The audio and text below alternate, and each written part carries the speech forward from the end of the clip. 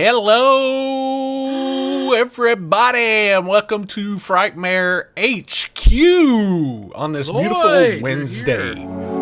I am here, Charles. Are you there, Charles?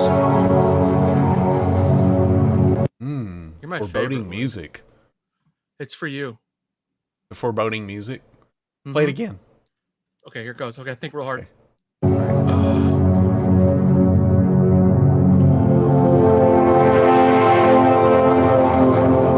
I feel like I should explode now at some point. Was the lip? Just blood and guts everywhere. Okay, now that that's over. Howdy, everybody. My name is Lloyd Cryer. Hi, Lloyd. And I'm here with the beautiful, bald, but sexy and bearded Charles Nose. That's my nickname, bald, sexy, and bearded. That's how I live my life every single day. Sexy and bearded. I think about how I could become more balder so I could become sexier. And I just More do balder? Mm-hmm. You just have to shave your face. I think that's what you have to do. I do. Anyway, what are we talking about, Charles? Unfortunately, I'm not. I don't know. I don't know, but one thing that we do know is that we are being joined today by all of these beautiful, lovely people that join us, and we're going to say hello to everyone. Charles, how do you feel about that? I feel so good about that it's going to hurt me to not feel good about it. So who do you think the first one that commented was? Is it Travis? No. Damn. It's Todd Lewis. Travis was Todd second. Lewis. What's up, Todd? What's up? What's up, Travis? Todd and or Travis. Todd and or Travis. Tyler Burrows is here with us today. Burrows. Right. Burrows makes it thorough. Oh, good job, Charles. Brad Bingham is here. Brad Bingham, come on down. What's up, Brad? Make me cry. Allie Tappa. Allie, Jeanette Nolan. Freaking Hooker herself is here. Nolan, make it swollen. She here. Stephen Burt. What is up, Stephen Burt? Making it hurt. Bert's making it hurt every single day. I stole that from you, Travis. Charles. Sorry about that. Not stealing it. That's just his theme song. That's his theme song. It's just his life.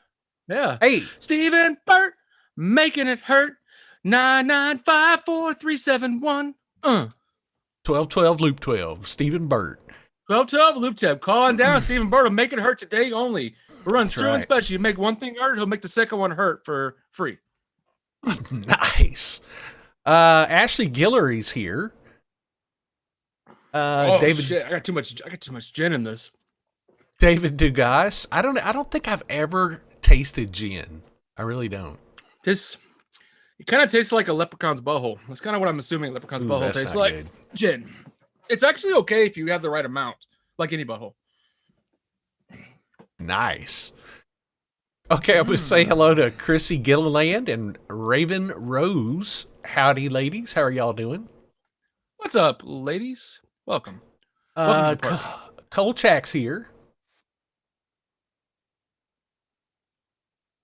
And then who else? Movies Forever. Hey, guys, let's talk about Barbara Steele. I think we're going to talk about Barbara Steele.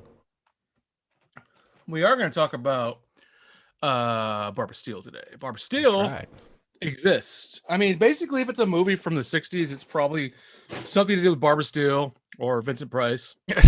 Exactly. Any of those movies. Who else we got? Let me get back over to this. Neil McElhaney is here. Well, we also only have 4 likes on YouTube, guys. You know what that means. We can't start till we get at least 15. So that's right. There's 20 people watching right now. All right, make it easy. I gotta get 15. Come on. Let me flip over to Twitch here and see who's watching. Inna Yiddy is here. Oh, Inna Yiddy. Good. And Mr. 80s 1224, he says, "What's up, guys, and Frightmare HQ people? Did you all enjoy the new Mortal Kombat film? I didn't see it yet, but I want to." I did see it. And I liked it. I liked it a lot. I've actually watched it twice already. That's my problem. That's your problem. That's all I do is watch movies. That's how I live my life. Oh, that's the problem. You just I watch movies watch and too many I sit here movies. and I wait to talk to everybody here. That's what I do. Right. Well, I don't know if I missed anybody, but if I did, hello and welcome to the show. Tonight we're going to discuss the year in horror that was 1964. Oh, 1964, Charles. okay. That's way back. I've heard about this year. Yes. I've heard about it. I've heard that it's existed, and that's all I got. And that's it. That's all I got. It's a pretty good year, guys. It's a pretty good year. Some good movies. You know, we had enough to actually have another honorable mention video. Actually, a lot of good movies this year. Pretty decent, solid lineup. Good year, 64. I think we're gonna enjoy this one. I think we're gonna have a lot of fun. I do too. There's a couple. There's a couple on here that I know, but I don't remember too well. But I know they're really good, so they're on here. So yeah. Well, I mean, there's several that I know of and that I've seen, but then there's a few that I'm like, so this is going to be interesting. I always love discovering new movies, so that's what we're going to do tonight. They're not new, but they're new to us, right? We're mining these gems. Mining the gems with Lloyd and Charles. So, Charles, should I just go ahead and just kick it all off? Is everybody ready to get this show started? Do we have enough likes yet? Did everybody go down and thumb up it? We got 28 watching now, so we only got 14 likes. Well, let's do it. Half of you have liked it. And by the way, another thing, hit the subscribe button and then ring the bell so you get updates. You guys have seen that in other YouTube videos. You know what to do. That helps us out, though, if you subscribe and then you hit those notifications on that bell. Ring ding, people. Come on. Ring a ding, ding, ding, dong. You know you guys want to watch us. We're here, and we're okay. And you know you want to see us, so come on. Right. That's all I got. Gary Kent is with us. He says, this was 10 years before I was born. It was 7 years before I was born. How about you, Charles? This was 20 years before Charles was born. So 20 years. I'm sorry. Wow, you're so young. I'm so young, but old at the same time. Yeah. People look at me and go, that dude's old as hell. And I'm like, yep, where's my cane? Where's my cane? I also see Dirk Jason Hall just popped in, so thank you. And everybody, seriously, you're watching, thumbs up us. But we're going to go ahead and move on right now. Somebody gave us a thumbs down. Actually, 2 people gave us a thumbs down. So that's nice. Oh, you jokesters. You jokesters. 3. We got 3 thumbs downs. Awesome. Who's thumbs downing us? That says it's Travis, Ali Tapa, and Brad Bingham. Those are the 3 it says Those are the 3 that thumbs us down. Yep. All right, let's go ahead and kick it off, Charles. The first one on the list. After a 20-year stay at an asylum for double murder, another mother returns to her estranged daughter where suspicions arise about her behavior. First released in the U.S. January 8th, 1964, it's the American psychological horror film Strait-Jacket, directed by one of our favorites here on the show, William Castle, and starring not such a favorite, Joan Crawford. Yay! Well, wire as hangers. You said, as we've mentioned before, you know, there was only 3 directors in the 60s. There's either William Castle, Roger Corman, or Mario Bava. They directed every movie that came out in the 60s. So they just alternated them. Yeah, that sounds about right. One thing that I didn't finish, it says Strait-Jacket also marks the first big screen appearance of Lee Majors, which was Lee was a TFW 2019 guest. He is in the uncredited role of Crawford's husband. Of course he has no name. How can you have a name other than Joan Crawford when you're around Joan Crawford? She's the most important person in the room. She probably was like, look, I know you're very amazed to be in a film with me, Mr. Majors. So you just sit there, Mr. Minor. You're never going to amount to anything because I'm Joan Crawford, and you just sit there. We're good. That's right. Todd says Lee Majors was cool to meet. He was awesome. That was a cool one for me. People ask me. He was a cool guy. Yeah. People ask me if I get excited about guests. Lee Majors was somebody that excited me. Very much so. I was Did he give you the excited. tingles? He actually did. He gave me the tingles. But I love $6 Million Man. When I was a kid, I think he was probably the first, I don't know, TV movie star that I ever idolized as a kid.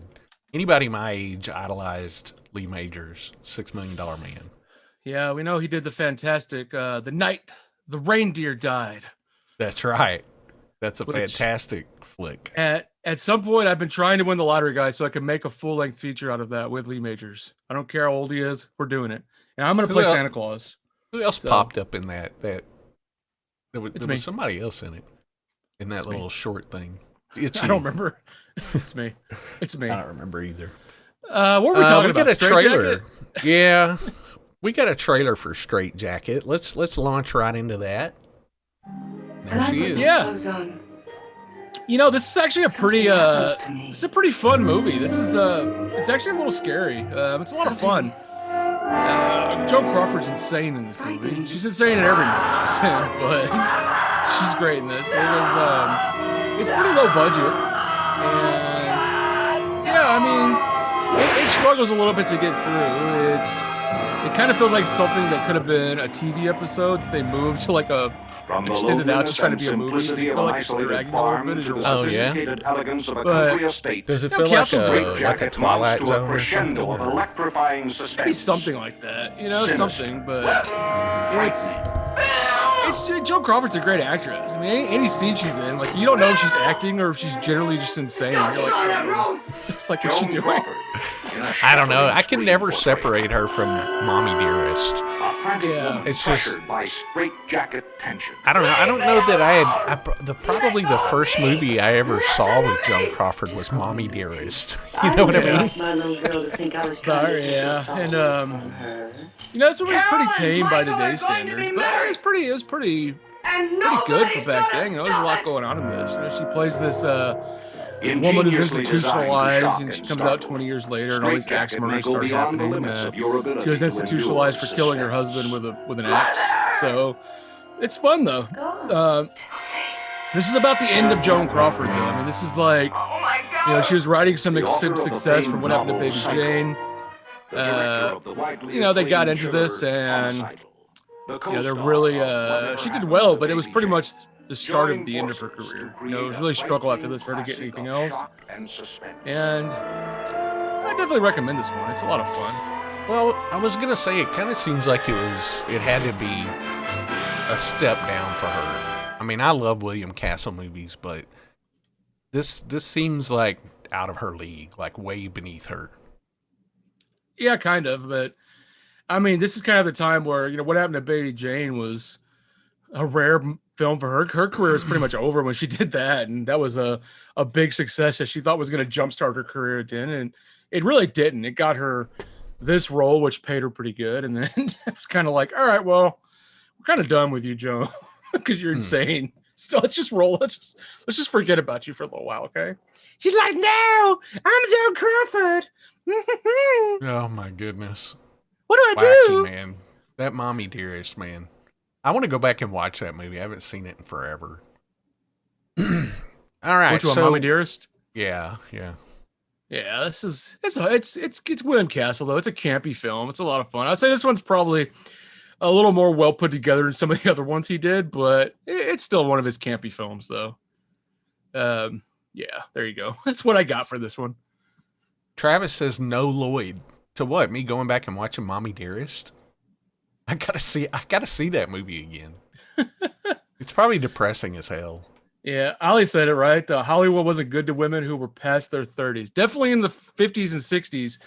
Definitely in the 50s and 60s, it was a struggle to move. I mean, that was the time when they wanted women who were like 35 to be playing grandmas. So it's like, come on. It's like, calm down, Hollywood. That's why it's weird when you see those movies, 30s, 40s, 50s, and 60s. I mean, you see girls in there who are 17 that are supposed to be like moms with like 10-year-old kids and stuff. And it's like, what's going on? It's ridiculous. Yeah, it's ridiculous. Richard Nettleton just popped in and said he's quietly mint slipping in the back. Ooh. Mint slip. Mint slip. You know, on a nice cold Wednesday night, I like to sit back with a mint slip and enjoy. Minty. Yet refreshing. I always, when I say that, I always imagine the guy from Animal House, the dean, going 0.0. 0.0. 0.0. Slip. Mint slip. All right, Charles, where can we see Crazy Joan Crawford in Strait-Jacket? All right, well, Strait-Jacket, if you want to watch it online, it's not streaming free or on a subscription service, but you can rent it on Amazon, Apple for $3.99. Shout Factory brought this out to Blu-ray. You can still get it for about $17.99. It's a good Blu-ray of this. Probably the best this movie's ever going to look. There's no reason to do any more cleanup to this movie. So that's Strait-Jacket for you. Gotcha. Gary Kent says, I love that leprechaun cup. Where can you get one of those, Charles? Well, if you head on down to Frightmare Collectibles, he can be yours. I actually use him a lot now. He's my friend. I use him for many numerous things, such as drinking or talking. Or, you know, he gives me advice about what kind of stocks to buy. He's a good man. He's a good man. He is. Sweet. Yeah. Yeah, you can get those. We sell those at Frightmare HQ. I think they're Geek Tiki's is who puts those out. Something like that. All right, Charles. You are up next. You've got the next movie. And I don't think I know this movie at all. Really? I just watched this one not too long ago. Sweet. Again, it's a pretty good one. Tell us about it, baby. Tell us about it. Well, this one is about a young girl named Janet. Damn it, Janet. Janet. Oh, damn it. Janet Weiss. Oh, sorry. I can't. No, you're fine. I can't. Anticipation. Can't do it. Alrighty. Now, you might be wondering who we're talking about. We're talking about Janet, who is a young woman at a private school, and her nights are troubled by horrible dreams in which she sees her mother, who in fact is locked in an insane asylum. It's Joan Crawford. That's her mom. This is a prequel to Strait-Jacket. No. Apparently her mom's locked in an insane asylum and haunts her at night. Well, she's expelled because of her persistent nightmares because schools in the 60s were a bunch of assholes, and she gets sent back home. But guess what? Her dreams continue at home. Ooh. This was first released in West Germany for some reason, February 28, 1964. It's the Hammer horror film Nightmare, directed by Freddie Francis, also known as Here's the Knife, Dear. Now Use It, and Satan with Long Lashes. Also what I call Lloyd. Satan with long lashes. With long lashes. I don't think I've ever seen this. I don't even know if I've ever heard of it. You never heard of this one? I don't think I have. The only movie that I have seen called Nightmare is the Romano Scavolini slasher flick shot down in Florida and New York. You know what I'm talking about. Yeah, I know what you're talking about. Well, you know enlighten what? us, Charles. Tell us about Nightmare. This one's actually pretty good. If you haven't seen this one, you know, it was written by Jimmy Sangster. Jimmy Sangster was a writer of a lot of films of this time coming out of Hammer and many other places. He wrote Maniac, Horror of Frankenstein, even other stuff not horror like Pirates of Blood River. I think he did Horror of Dracula too. But yeah, this one is actually really has a really clever screenplay. It takes a little bit to get into, but you know what? The second half of this actually ramps up a lot, and you know it kind of makes you think a little bit. And not only that, it's shot really, really well. You know, this is really feels like it's influenced by the film The Innocents. Do you remember the film The Innocents? Kind of feels like that.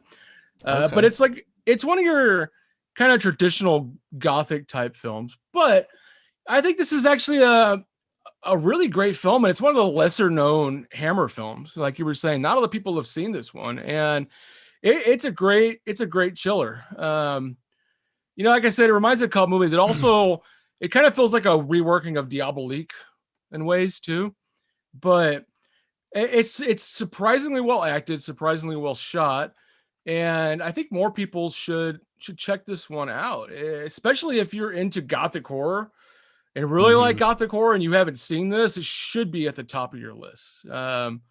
Like I said, Jimmy Sangster is a Hammer regular, written by him. But plot's really where this shines. It's also fun because this is one of the Hammer films that doesn't have a lot of the Hammer regulars that you normally see in all the movies.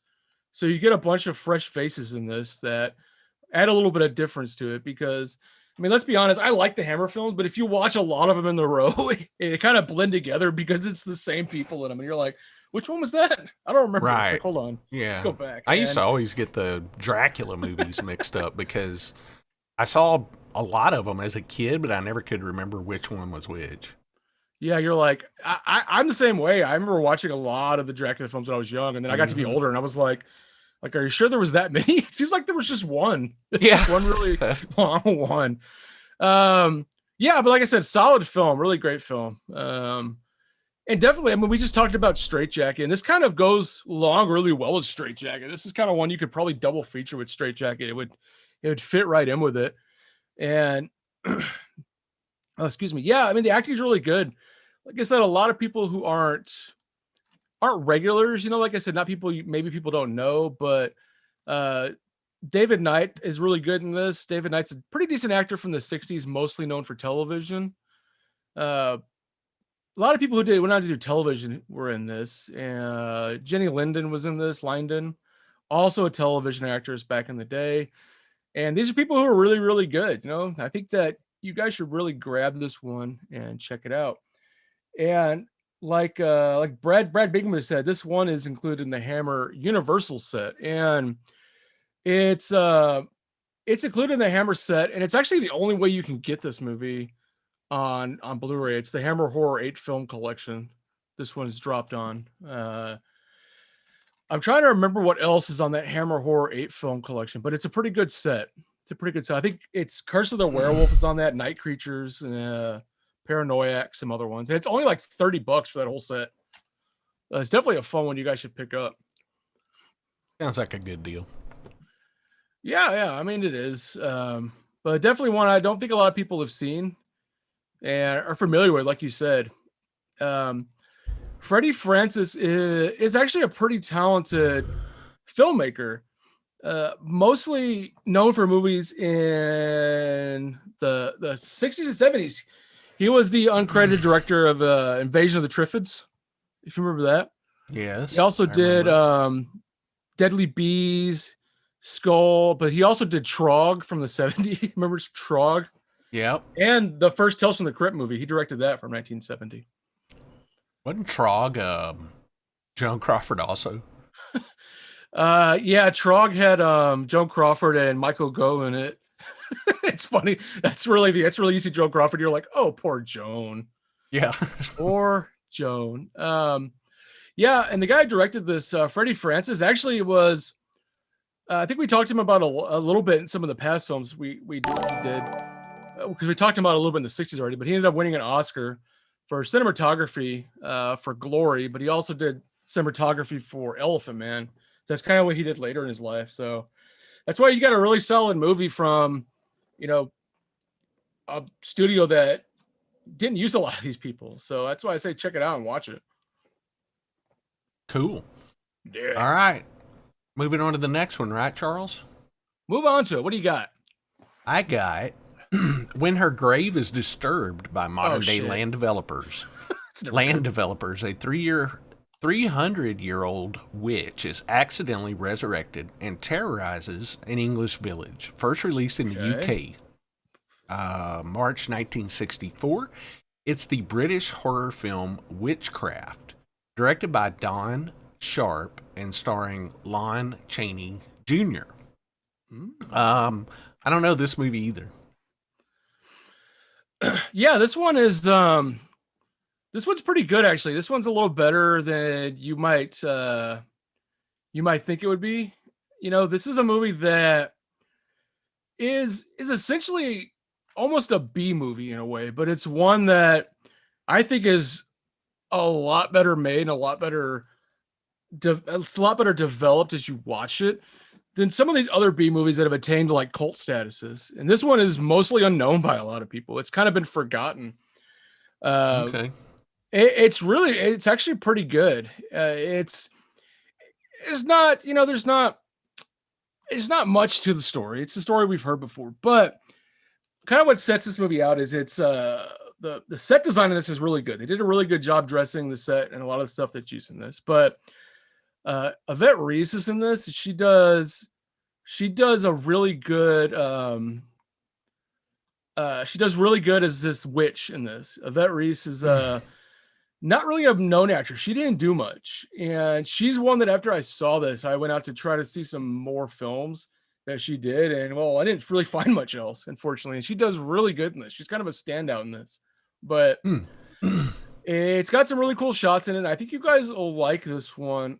I think you guys will like this one a lot. I mean, again, it's one that kind of like the one we talked about before that nobody has really seen, but it's a simple, easily shot, modest British horror film. And it's I'm trying to think if it's been around before. I know that there is it's a weird thing with this movie is very difficult to find this movie. Let me tell you guys that. This is one that Kino Lorber announced back in 2016 they were going to bring out on Blu-ray finally, and I don't think it was ever released. I think it was one that just kind of disappeared. It was never got released, and that kind of upset me a little bit.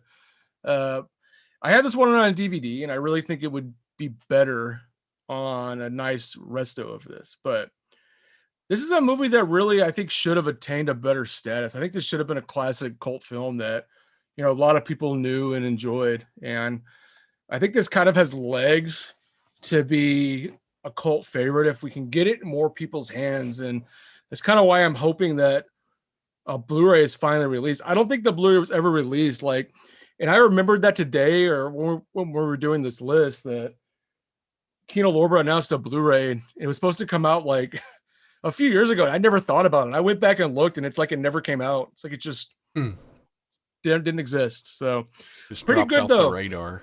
Yeah, pretty good witchcraft film. Nice little witchcraft flick. Vanessa Whitlock, This is born the trailer. 1595, condemned 1630, and buried alive as Now a for witch. 300 years beyond the grave. I mean, it's beautifully shot. Great shots. I think I watched a bit of this trailer when I was putting on the media in for the show.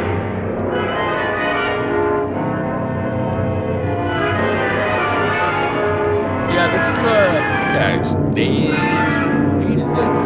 yeah, the DVD I have of this is that Midnight movie series that was brought out in the mid 2000s, early 2000s. We found it They in kind of Gorgon resurrected a Academy lot of his office. movies that were not available for a long time. And that was this one. And yeah, it wasn't on. Stars as Morgan Whitlock, Wasn't on anything for a long inheritor time. Great of the movie. secrets of the mystic cult. Vanessa will be angry. Vanessa? Yes. She is coming to us. You will see her tonight. And this is a fun one too. I mean, like, this is a fun one to watch with a younger audience. It's not super graphic. It's not super gory or anything. It's just a fun story. Maybe not too young because they'll probably fall asleep. It does have a good story, but it's not like it's keeping you active the whole time. You got to pay attention, and it's really enjoyable though. Like I said, the plot is just very formula. It's very straightforward. X plus B equals C, but very atmospheric.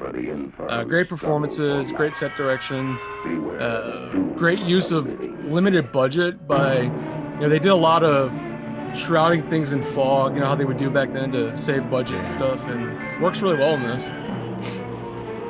it looks interesting. It's a really interesting one. I wish I could tell people better where to get it, and I can tell you that it is streaming on Amazon and Apple TV for $4. That's not bad. But guess what? It's also on Tubi. Free ads. You know why? Bam. It's Tubi. Saves Well, that's money. better. Go to Tubi. Tubi. For All the right. rescue, Lloyd. Tubi. So we For can the watch this. At res- least it's not like one of these that we can't watch anywhere. We can definitely check Yeah, this yeah, one that's out. true. That's true. You know what? The guy who directed this, Don Sharp, is a pretty good director. People know him from a lot of other stuff. I mean, he did Curse of the Fly, Fu Manchu. Uh, he did stuff in the 70s. Bear Island, I know he did, which was kind of fun, and Death Wheelers. So really good director, and some of his stuff's kind of been lost. So it's a good director to revisit some of the stuff he did in the 60s, because he did some pretty decent films. So there's a comment. Travis said Leslie Nielsen is in this. That guy kind of did look like Leslie Nielsen a little bit. I know it wasn't him, but I noticed that too, Travis. Leslie, this is a sequel to Naked Gun, everybody. All right. Right. Or a prequel sequel. Prequel sequel. Prequel sequel. So a few people have joined us. Bob White is here. Phil's Creepy Videos is What's here. up, Phil and Bob? Phil and Bob. Welcome, Phil and guys. Bob. Charles Anderson joined us when we weren't looking. Welcome, Charles. What's up? Charles? What do we got next, Charles? Yeah, so we'll jump on, guys. So we just finished up Witchcraft, and we're going to another one that's maybe kind of known, but not as known again. It's a pretty good one, though. Kind of borders on a thriller more than horror, but it's still a lot of fun. And it has one of the best synopsises ever. Sounds like my life. An overweight lab technician with low self-esteem, brought on by his dominant mother, becomes a serial killer of female nurses. This was first released in the U.S. April 1st, 1964. It is the American horror crime thriller, The Strangler, directed by Burt Topper, inspired by the Boston Strangler serial killer of the 1960s, Lloyd. Look at that. What do you think? What do you It's think? got that Victor Buono in it. Victor Bono, Let's you see. say? Is this? Wait a minute. So the Strangler. Oh yeah. Okay. So he was in The Mad Butcher. I remember him from that. That's what I remember him from. Who, Victor? Victor Buono. Yeah, Victor was in a lot of stuff. Mad Butcher. He was also in Beneath the Planet of the Apes. He played the fat man, basically. That's who he was. He was the guy in the bottom who was big. He was also Whatever Happened to Baby Jane.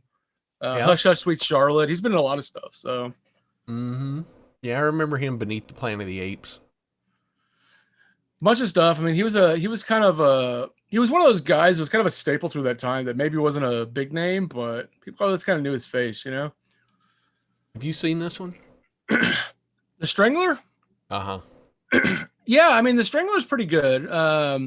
He does really good in this. I saw this on I can't remember. I think it was on Turner Classic Movies at one point. It was on. I think this is one that maybe hasn't been around a lot, but he's kind of the standout in this movie. He does really well. He's real creepy. He's real eerie in this, and he's I don't know. He's just a really creepy guy, but it's kind of it's almost exploitation in a way. This film, it kind of feels like a really subtle exploitation outlet from the studio, but it's got a great, it's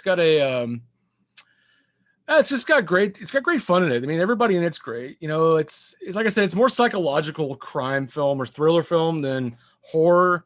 You kind of got to lean a little bit to the side, kind of push it to the side to make it horror, but yeah, it kind of feels like this could be a very early episode of like Law and Order or something. That's kind of what this feels like. Okay. Bum, bum, bum.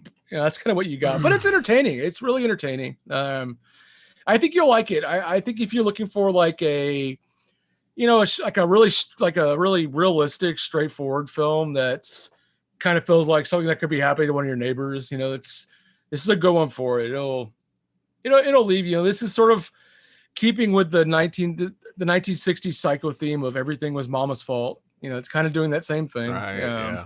A lot of films did that, but yeah, I think that you'll enjoy watching this mainly for the acting, because Victor Buono in it is really good. He has a great way of doing these weird like facial expressions like to what he's doing, and it really adds to his characters. So I I think it's it's good. It's pretty good. Like I said, it's another one of those where you're going to kind of understand most of the plot from the beginning. It's not really going to throw you for any loops, but I think overall you'll enjoy this movie.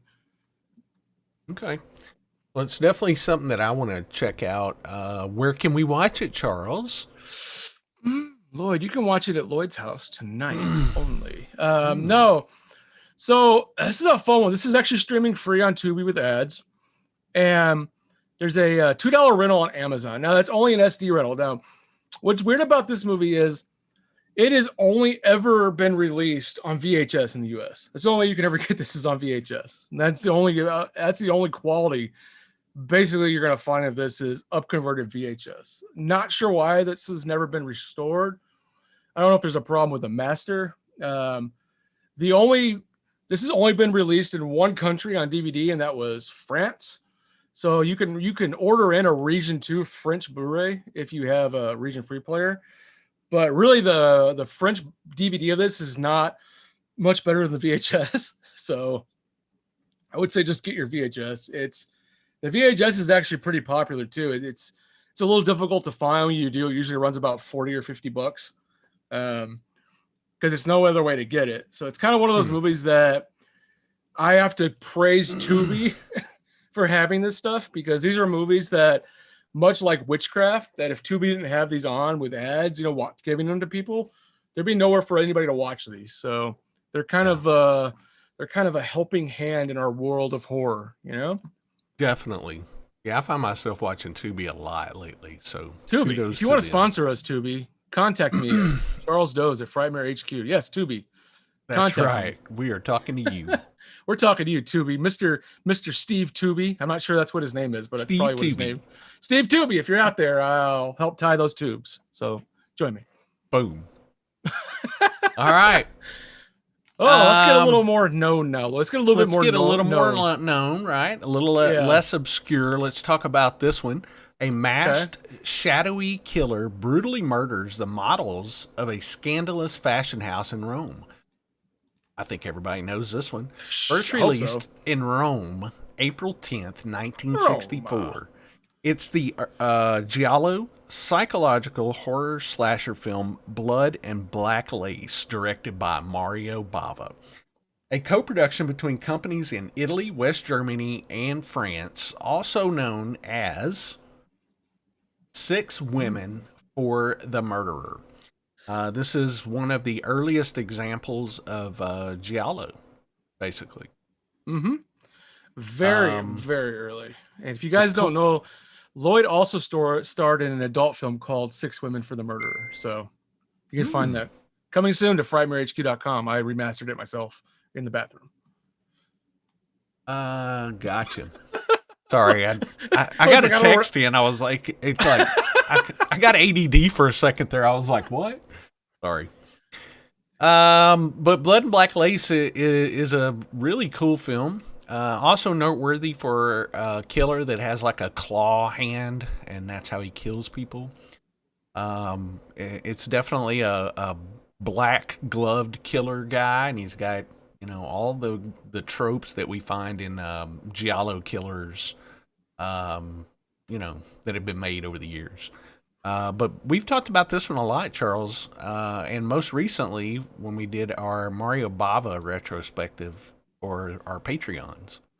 Yeah, but you know what? This is a beautiful film. I mean, this really is. When you watch this, there's so much color in this. There's movies that are attributed to giallo before this, but this is kind of one of the first ones that threw that color in your face that you're going to get to know and love, and it's established so many things that would later influence like Halloween and what we would know as horror in the future. This is really helping with that. This movie is masterful almost. This is like a work of art. This really is. This is a great film. So much with this, he's real great in his murder scenes, especially in this. There's lots of preoccupation on beauty and destroying things that are beautiful. A way to say, that's kind of how this is done, and I love this. It's gorgeously shot. Lots of beautiful shots of Italy in this. There's no way. I mean, I think it's hard not to like this movie. You may find it hard being an older film to follow a lot, but regardless, the color in this it's just so astounding. I love watching this. How's the trailer look? Pretty good. It's actually pretty good. Right. Crazy music.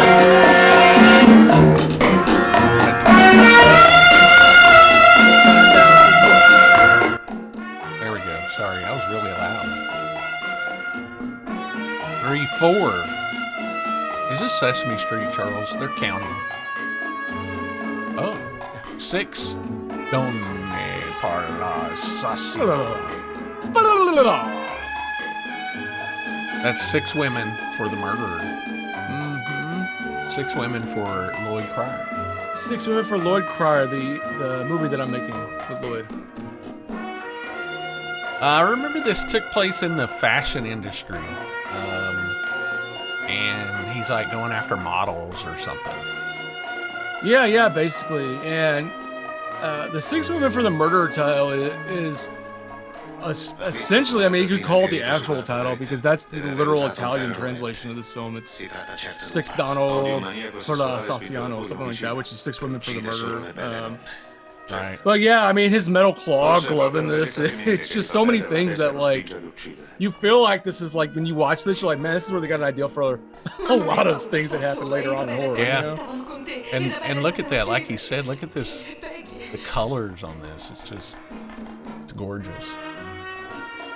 Yeah, this is a great movie. Arrow brought this out. Not too. That was a couple years back. Arrow brought this one out, but they did a nice 2K resto of this when Arrow brought this out from the original camera negative. And it's actually really good. I know in the US a couple years after Arrow, VCI also brought this out, but I don't know if VCI used that same print that Arrow had or not. I never saw the VCI one. I don't know. I can't imagine it being as good as what Arrow put out. Knowing VCI's history, not to say anything bad about them, but they've had a history of putting out like subpar prints. Yeah, that's what I was gonna say. Public domain type stuff. Yeah, and what was cool about the Arrow Blu-ray is you had the option of watching it with the different US opening, like subtitles, like opening titles, like title screens and everything. And the only way they could ever get that is Joe Dante, the director, actually owned the only 35mm print in existence that still had that. So he loaned it to them so they could 2K scan it at Arrow. Awesome. So it's like, go Joe Dante. Yeah, if you guys don't know, Joe Dante is actually known for his collection of 35mm prints. He's one of the guys known, and he's got some cool stuff. So you hear him. He pops up and stuff every now and then talking about film. Schermo. But the Italians, they just they did horror so well for so long, and it was beautiful. Look at this long shot. Rarely do you see anything like that in America. At the time, there was nothing like Italian horror in America at the time. Everything in America at this time wanted to be psycho. Everybody wanted to be Alfred Hitchcock. Nobody wanted to do something really beautiful and colorful. No one wanted to make horror into art, sort of. Nobody wanted to do that except the Italians. They were always. I mean, you had these handful of directors who were, from Bava on, that were just fascinated with horror, but also with how beautiful colors could be used in the sense of a horror film. And this is a great movie. I mean, this is a great movie. Like I say, some people may find it hard to follow. That's the only knock I ever kind of give this movie, is the plot can get a little convoluted at times and kind of hard to follow. But a lot of that, I mean, it happens for some of these older films, especially ones that have been translated to us. It's still, I think it's a masterpiece of a film. You know what? It's just super influential film that, shaped the style of everything we'd see in the later with Argento, and even into stuff that would influence like Halloween and things like that later on. So definitely, everybody, if you haven't seen this is an important flick, I think. buy it, stream it, rent it, whatever you need to do. But if you haven't seen it, watch it as soon as possible. All right, Charles. So, did we talk about where it's showing? Yeah, well, like I said, the Arrow has a Blu-ray out. Yes. But this is streaming on Prime Video. So Prime actually has this one. Tubi, free with ads again, and a $4 rental on Amazon and Apple TV. This is one. It's really good to watch in completion. I would not recommend watching it free with ads if you can avoid it. This is kind of one that you should sit back and enjoy by maybe. I say the Blu-ray is worth getting for this, but at least do I would say that or too. something. Yeah, definitely. All right, guys.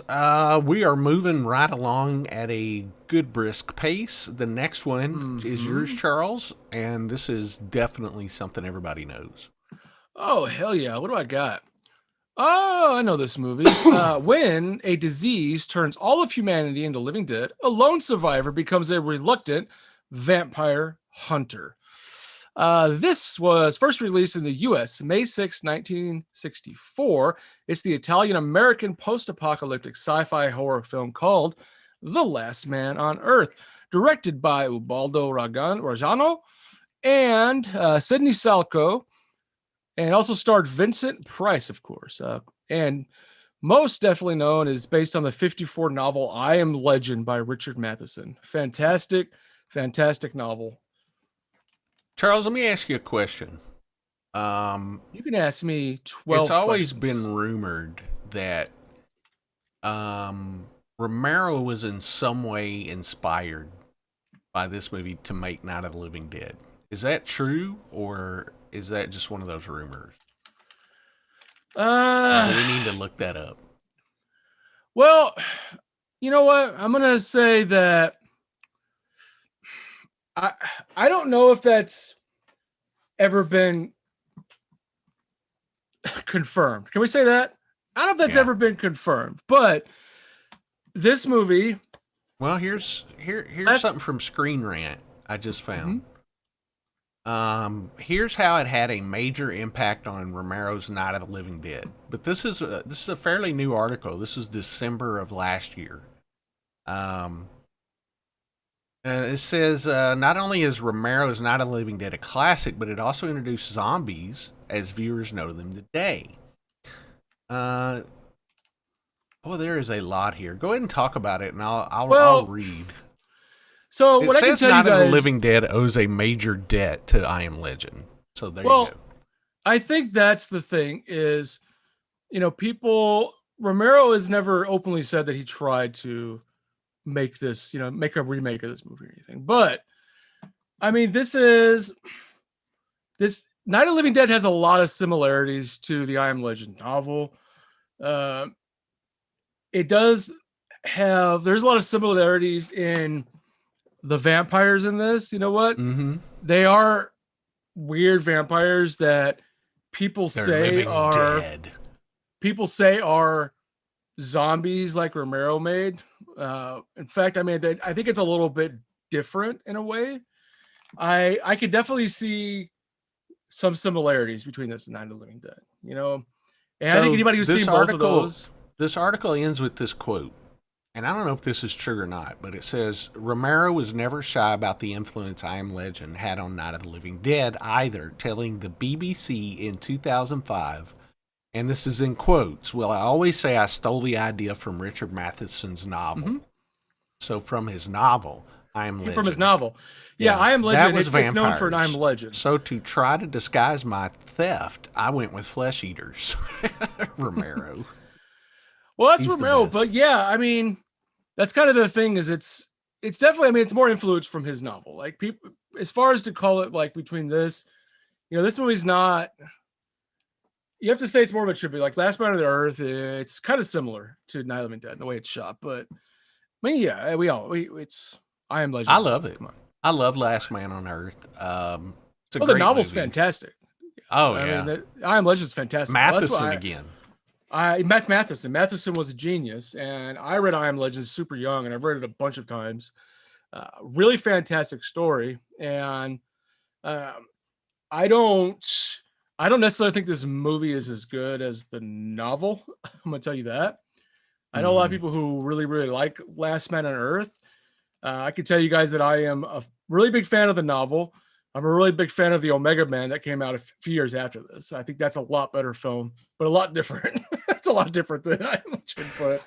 I like Omega. I like Omega Man just for its crazy '70s aesthetic. You know, Charlton Heston with his shirt all open. He's like, yeah. I'm gonna go play chess and then he now like with rubs myself. his chest. I'm so hot and sweaty. He's like, what do you want to do today? You want to watch me rub my chest? I'm Charlton Heston. Well, I like this movie. I think it's fun. You know, it does feel a little more dated, even more dated than I think you know, Night of the Living Dead feels. Would you agree with that? I kind of agree with that. And when I pulled this up, I didn't realize how highly this was rated on IMDb when I saw it. It kind of surprised it's super highly rated. Yeah. You know, I would say that it's a 6.9. That's pretty high for IMDb. That's pretty high for IMDb. You know what?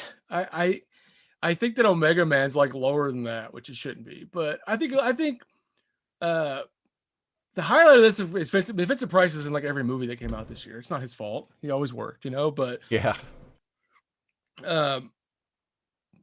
this is a good adaptation of the novel, like I said, which is the opposite of the Omega Man. That was a little bit different.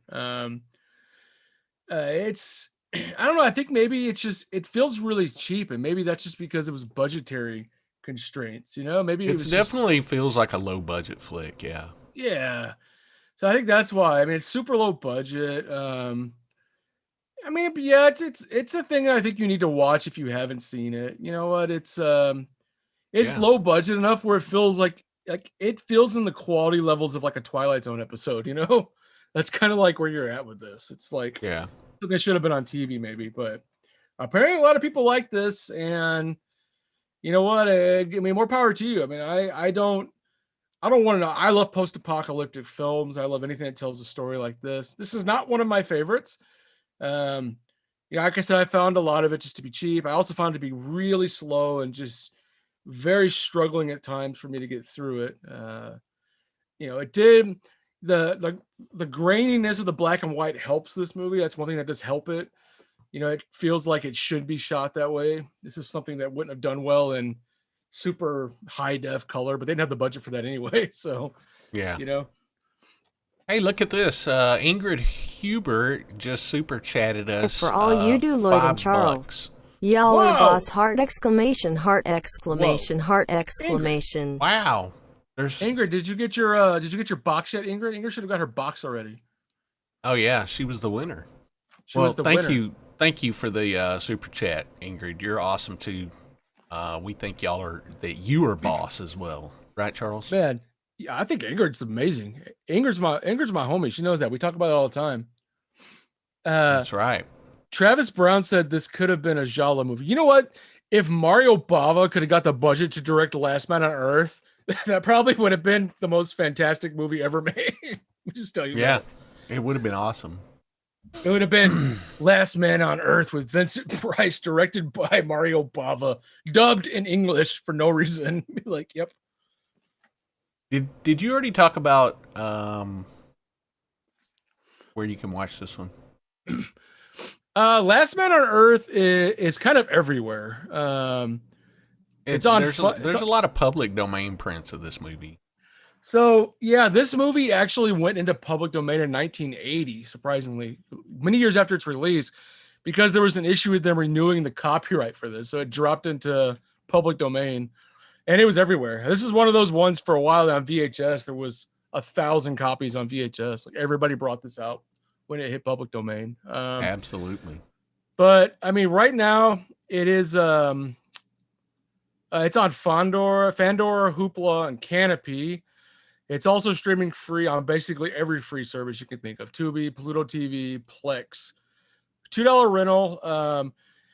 The only way you could ever get this on Blu-ray, though, was the Vincent Price collection, the second Vincent Price collection, which is out of print, and it runs like $150 used. And that's this one on Blu-ray is an example of a movie you don't need on Blu-ray because it does not need to be in high def because it makes the cheapness even more cheap. You know, this is like a keep me at like DVD quality type film. Let's keep it like that. All right.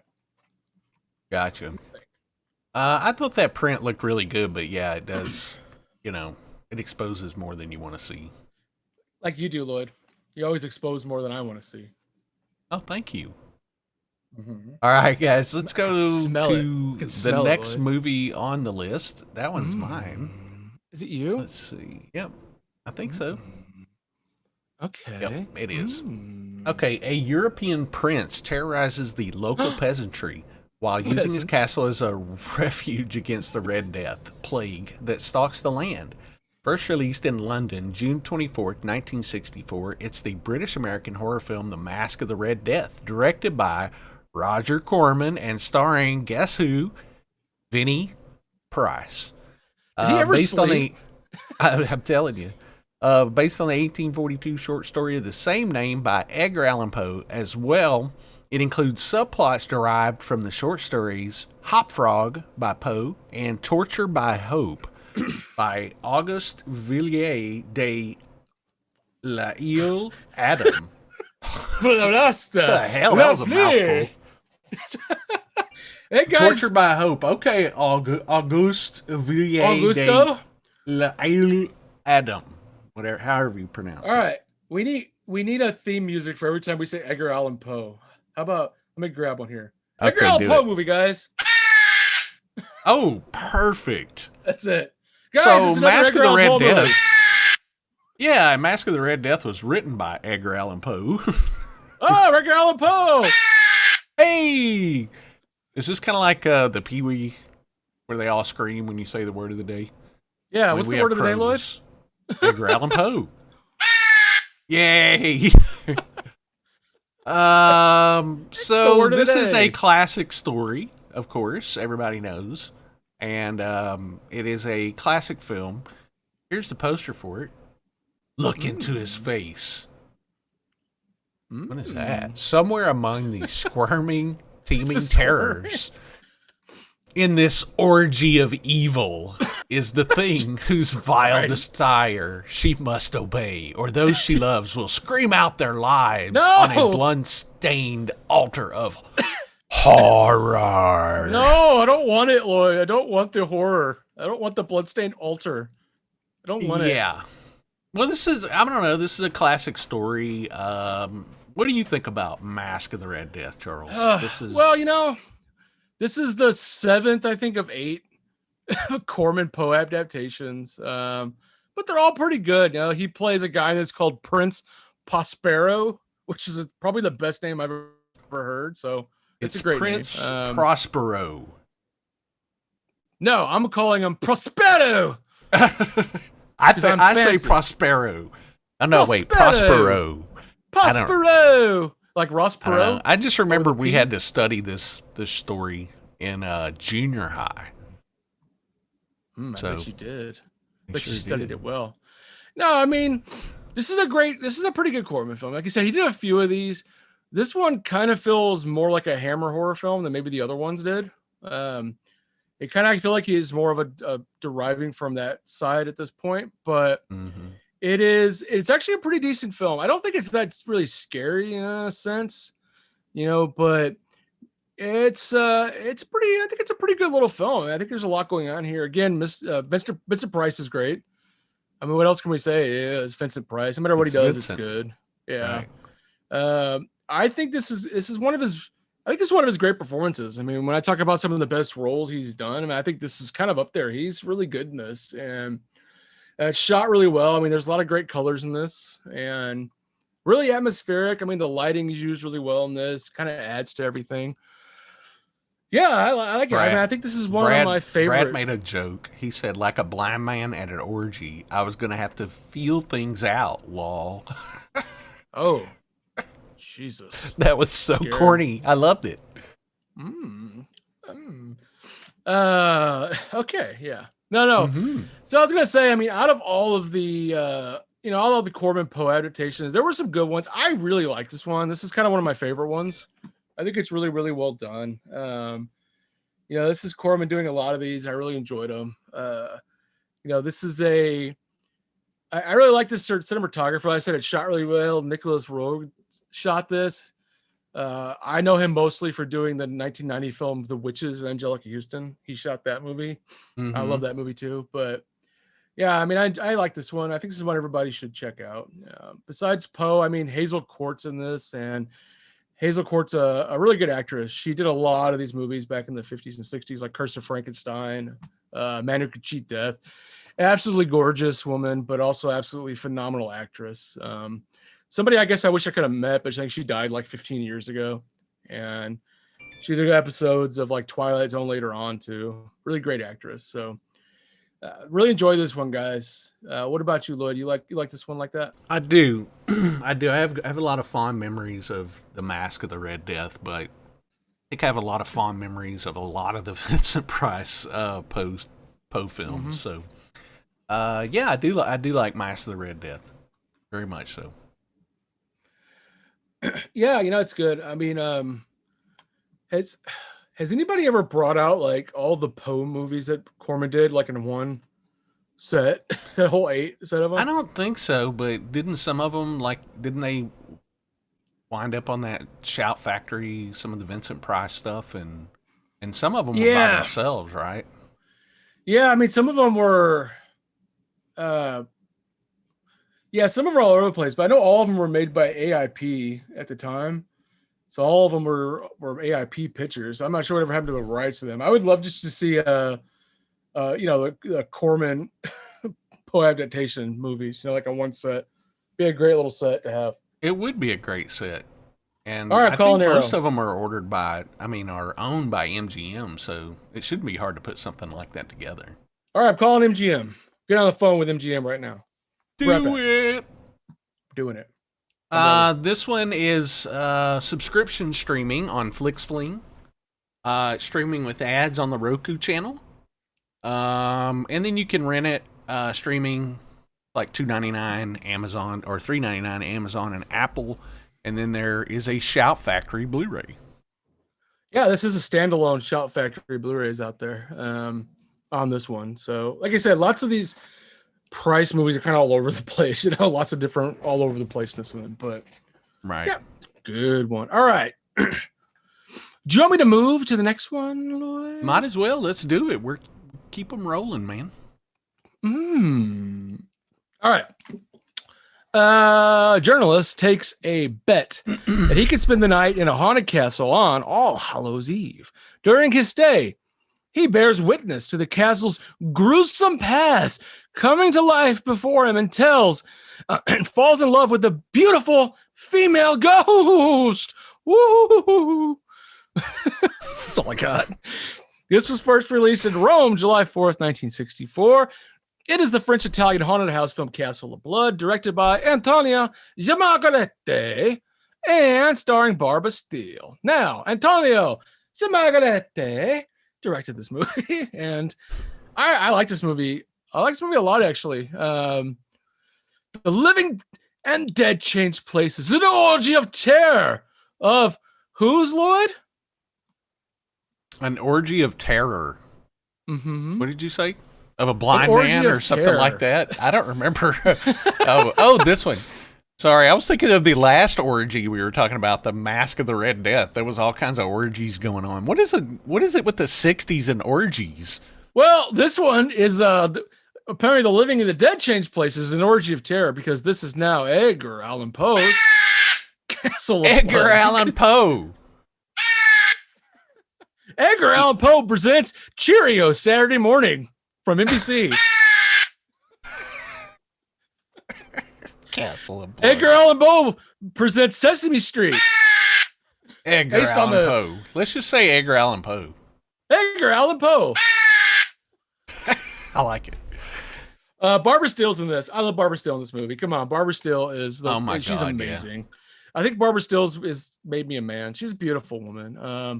Also, I mean, but she's such a phenomenal actress. Like I said, she's always one of those actresses that just really takes on the screen. I mean, really, she's captivating. She is, everything she does. She's fantastic. Got this exotic beauty, this exotic look to her. I don't know what it is, but just like you, Lloyd. Just I like don't you, you're know. very exotic to me. Barbara she's definitely more gorgeous. Then you? Come on, Lloyd. Yeah, absolutely. Castle of Blood is good. I think this movie. I think that was all you could find it on was like a public domain release for a long time, and then didn't Synapse restore it at one point? And I want to say they did, but it's out now. And who has it now, Charles? Well, what's kind of funny is this movie is there is a 2K resto of this, but it's not a standalone. It's not a standalone film. If you buy Nightmare Castle from Severin, they put this movie and Terror Creatures from the Grave on it as special features. So I don't know if that was a licensing thing or something, but this wasn't a standalone release. There's a 2K resto of this as special features on that other movie. So, and they're really, It looks really good. It looks really good. I like this. It's a great film, though. I mean, yeah, it is. There is a Synapse DVD. I don't know why I seem to remember the DVD they did. Yeah, Synapse did they're making DVD a drop big of this. deal out of like this was restored and it looked great for the. It's also the uncensored international version too. It says so. I don't know if I'm sure Severin's is probably the same thing. Yeah, probably. Yeah, probably. But yeah, no, this is But in a nice transfer or a better transfer. in like a nice transfer. Yeah, I mean, I know it was a big thing about the uncensored alternate or the uncensored, international version. I remember when that came out, I was never aware that there was an alternate version to Castle of Blood. I mean, I think even at the time, like a few days ago when we did this, I tried to look it up and I can't find anything about an alternate version of Castle of Blood. So maybe it's just a few scenes or something, a few trims or something like that. Nothing really major. But yeah, I mean, this is great. I mean, remember, just because you guys are in love with a ghost, you can still get a ghost pregnant too. So you guys be safe out there, right? Yeah. Be safe. Put a raincoat on it. This is a good film. I mean, even though the score is really good on it too. Riz, what's his name? Riz Ortolana, I think, scored this. He's a fantastic composer. Yeah. Cannibal Fantastic Holocaust. composer. Mm-hmm. Yeah. Yeah, I love him. He's great. I know you. Your big one is Ennio Morricone, but I really love Ortolani. Yeah, Ortolani. I mean, he's great. I mean, he did a lot of really great scores. I mean, I think this is one of my favorite ones of him. But one on top of the other from Fulci is a great score that he did. What else did he do? Seven Bloodstained Orchards is another great score that he did. Don't Torture a Duckling. He did a lot of the Fulci stuff like that. Man, he's great. He really is. I mean, he's top. I mean, he's a great one. He is. He won an Oscar for some song that he did with Frank Sinatra, if I'm not mistaken. Oh, really? I didn't know that. I want to say there was some kind of Riz Ortolani. I'm going to look it up.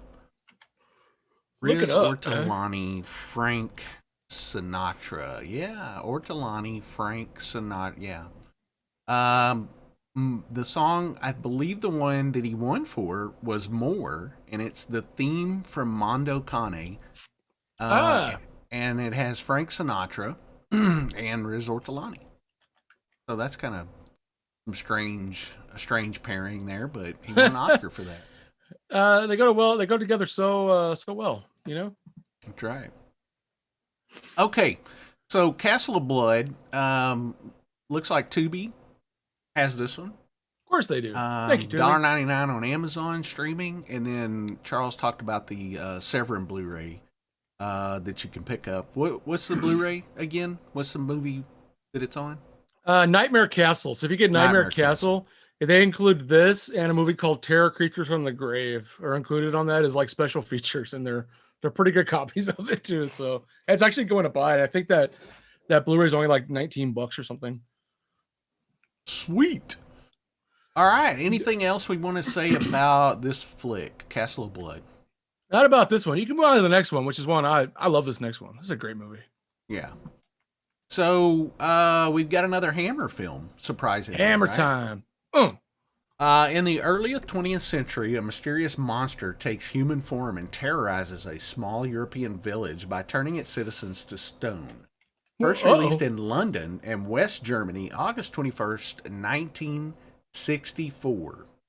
This is the Hammer horror film The Gorgon, directed by Terence Fisher and starring Christopher Lee and Peter Cushing. The Gorgon. Can we watch the trailer first? Yeah, let's do it. Gorgon. Where the hell is it? Gorg. There it is. Oh, yeah. It has been said that every legend and myth known to mankind is not entirely without some truth. It was here, under a full moon, in the little village of Van Dorf, that an ancient legend suddenly terrifyingly came to life. Doctor, you'll perform an autopsy. Is it raining at your house, Charles? It's like thundering and lightning over here. I was trying to figure out if it was the trailer or if it was outside. It's both. I think it actually is. I have noise canceling headphones on, so I don't know. Have you ever heard of Megara? Sounds like it might be actually. Mm-hmm. Megara. It's said that when mortals No one looked upon her face. they were turned to stone. Leave Vandorf before it's too late. What is it Peter you're Cushing. afraid of? He's the Afraid best. for you, or of what I may discover, if I remain. Uh-oh. We want you out of this house, mister. Now. For 2,000 years, Megara the Gorgon had kept her evil peace. But now this strange, unearthly creature returns to petrify every human being who crosses her path. Starring Peter Cushing as the Doctor. Did his strange talents direct him to medicine? I'm Peter or Cushing. murder? Hello. Christopher I was Lee in is Star a Wars. professor. Confronted by a conspiracy of silence that paralyzed a village. There's some Nazis, Megara died 2,000 Nazis. years Kind of ago. It's Germans. a spirit we're concerned with today. right? Huh, What kind of Nazis. Germans were those? In some Germans. way. And that Sure. spike on their head. Also Bratwurst. starring Richard Pascoe, Barbara Shelley, Michael Goodliff. The terrifying realism of the Gorgon. She comes to life and brings death to all those who look upon her face. Carla! I am waiting for Carla, Mr. Hines.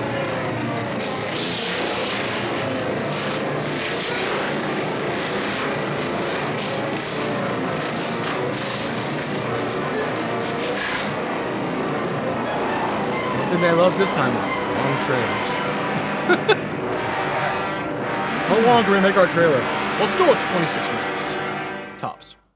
Tops. All right, the Gorgon. That's a fun Hammer flick. If you're into Hammer stuff, this is one that I recommend. Are you a fan of this one? You kind of said you were, didn't you? Actually, I love this movie. I think this is a really complex movie. I think it's actually beautifully done. This is great. I mean, you've got Lee and Cushing together, and that was the first time they were acted together since I think The Mummy, the late 50s. They did 58 or 59.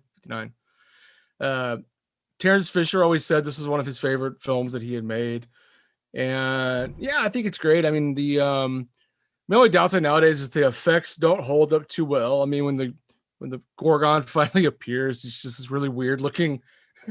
Hey, I'm a snake lady. I'm making the snakes. And you're like, Yeah. look at me being a snake over here. Oh, she's a snake. Yeah. Oh, scary. I'm a snake. I'm a spooky. I'm a sneaky snake. It's beautifully done. I mean, this is another one that's almost like I mean, these movies are almost like artwork. You know, they're beautifully done. Costumes are great. And it's yeah, it's, I guess, you know, really atmospheric again. You know, these are always good at building up this atmosphere in these movies, you know, and you have great actors in it who are pushing it through. And I think this one's still done for a while. You know, this one still seems to be pretty popular. I run into people, a lot of people who've seen this one, and yeah, like it myself. Yeah. I don't know why, but this was like a later Hammer film for me. It's not something that I saw in video stores very much, back in the day, and it just kind of escaped me for several years. But I did see it, and it's funny. I mean, it's good. It's funny. One thing I always thought about the Gorgon is it seems like if they wanted to, this could have easily been the second werewolf movie they could have made, because you think this script could have been turned into a werewolf movie really super easily, because, I mean, the creature has a human form during the day and then becomes this full moon, becomes this like Gorgon creature. I'm like, this is a damn werewolf movie you guys didn't want to make. Like, it costs too much. Make it a Gorgon. Okay. All right, fine. Yeah. It's Gorgon. Cheaper costume. We'll just throw this together. But no, it's good. It's good. It's good. I mean, it's Medusa. I mean, it's pretty much what you have here. It's pretty much Medusa. Yeah. It's the movie of Medusa called Gorgon. But Barbara Shelley is great in this, and I didn't like. I thought it's another thing that was kind of a downturn is when the Gorgon appears. It's Barbara Shelley's character, but she's not actually playing the Gorgon. I don't know. I never know why. It was somebody else, playing the Gorgon. So it would have been better if it was just her and done in some makeup or something. But what are you gonna do? Probably didn't want to put on the makeup or something. Who knows? She's like, no, my face. I am not doing the makeup. This one looks like it's streaming everywhere. Tubi, Roku channel, Plex, so you can see this free all over the place. But there's also a Blu-ray Hammer Films double feature. The Two Faces. Hammer time. That's right. The Two Faces of Dr. Jekyll / the Gorgon on Blu-ray. So that's where you can get those. And that's actually what we're going to give away today, a copy of that. All right. Well, stay tuned. Anybody that hadn't seen the Gorgon, you might want to win this one. You might want to win that. And I'm not sure or not, but this was probably brought to us by Edgar Allan Poe. So I'm going to go with that. There you go. Perfect. Can we start saying that about Frightmare HQ? Frightmare HQ presented by the stories of Edgar Allan Poe. Perfect. So let's see. The next one I'm really excited about, Charles. What do I got here? I love this movie. I know you do, Lloyd. I know you do. A gravedigger prowls the cities in search of a female to bear him a son. That's what we all... Okay, why not? This is first released in Brazil, November 9th, 1964, guys. It is the Brazilian supernatural horror thriller At Midnight, I'll Take Your Soul. Directed, co-written, and starring Jose Mahaca Marins. This is the first Brazilian-produced horror film. Mahaca Marins. Mahaca Marins. Actually, the At Midnight, I'll Take Your Soul is the first Brazilian-produced horror film and the first installment of the Coffin Joe trilogy, Lloyd. Go ahead, Coffin Lloyd. Joe, otherwise known as Zé de Caixão. I can never pronounce that correctly. Yeah. I've had a couple people try Zé to. de Caixão, yeah. Tell him. Zé de Caixão. If it's something we're like known that. here, it's not our ability to pronounce names. That's not what we're known for. Right, that is very true. But basically, Zé de Caixão means Joe of Coffin. So there you go, Zé de Caixão. However you pronounce it. These are the wildest films. They're so freaking weird. They're so weird. They're so crazy. They're ahead of their time. I don't remember. Yeah. Did this one have? I know some of them had nudity in them, which was kind of weird in 1964. You didn't see that very much. Yeah, you didn't see that too much. I can't but remember this if one, this one had it. But this one some of doesn't them have did. a nudity in it though. This is not one of the ones with nudity. There's no nudity. I mean, it's pretty risque. The main character is supposed to be like a rapist, but there's no actual nudity in this. So Yeah. there's lots of violence though. It's pretty violent. Yep. It was definitely farther ahead as far as violence and stuff like that goes than American films were. Yeah. Right? There was no there was no old bars in Brazil. They were just like, wow, make it. Let's do it. Let's roll it. But I think that was eventually that's what kind of put Coffin Joe out though, but because wasn't there some kind of laws that came into play and kind of screwed up his whole thing in Brazil, and you couldn't make films like this anymore, if I'm not mistaken. For a while, you couldn't. That was I can't remember when, but yeah, there was something at the time where there was a more stricter advisory system on film, and there were certain things you could and could not do throughout Brazil. I think this probably spearheaded that to happen. You know, some of the stuff that he was doing, they were like, "Wait, we got to calm this down a little bit, guys. We got to do something here." But yeah, this is an indie film. I mean, it's a great film, super interesting, very very original. You give it that, very unique. It's its own thing.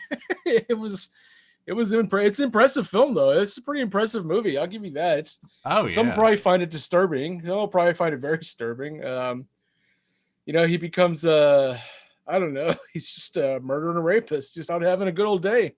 What do you want? Right. This is great stuff though. If you're not familiar with Coffin Joe, I certainly recommend familiarizing yourself with this stuff. It's really, really cool, fun stuff, and it's fun to look back on it and go, yeah, this was made in 1964. Can you believe it? It's hard when you watch it. I mean, yeah, it's just something that you could see being made like the times of like Devil's Reject and stuff like that being put out, but no. It was out there. It's good. It's fun. Richard brings up, is that the dude with the long fingernails? And people have already answered him, but yeah, this guy literally had real life long ass fingernails. Marins, Jose Mojica Marins, that's his name. I actually tried to get Coffin Joe to the convention before he passed away. And the only thing, he didn't request much. He just wanted 2 first class flights from Brazil. And if you're not familiar with how much it is, it's like $12,000 a flight. You're like, for a first class flight from Brazil. It's like $12,000 per flight. So that was out of the budget. Would have loved to have him at the show, but yeah, budget. So that never happened. Budget sucks. Sometimes there's a budget. What are you gonna do? This is one though, Lloyd. I wish would be brought out. It's never been released on Blu-ray. There's never been a Blu-ray of this movie, ever. Really? Never. Unless I'm wrong. There was an awesome Coffin Joe box set that was available years ago, but it's hard to get a hold. DVDs. There's a lot of DVDs of this one, but there's a DVD, but there's never been a Blu-ray out. I don't believe. Right. I mean, no. All you're ever gonna have is a shitty 480i DVD. You know. Right. Unfortunately, that is correct. There is a Coffin Joe collection box set you can get for $40. That's the DVD, though, right? Yeah, it's an import. Yeah. But I don't know. It may be the best thing you're gonna do. And I don't know about if you want to do this one because it says it's Italian language and Italian subtitles. So you got to watch that. Yeah, you'd kind of get screwed on that one, guys. Be careful. Be careful. Well, luckily, you can't stream this anywhere. So there's also that, guys.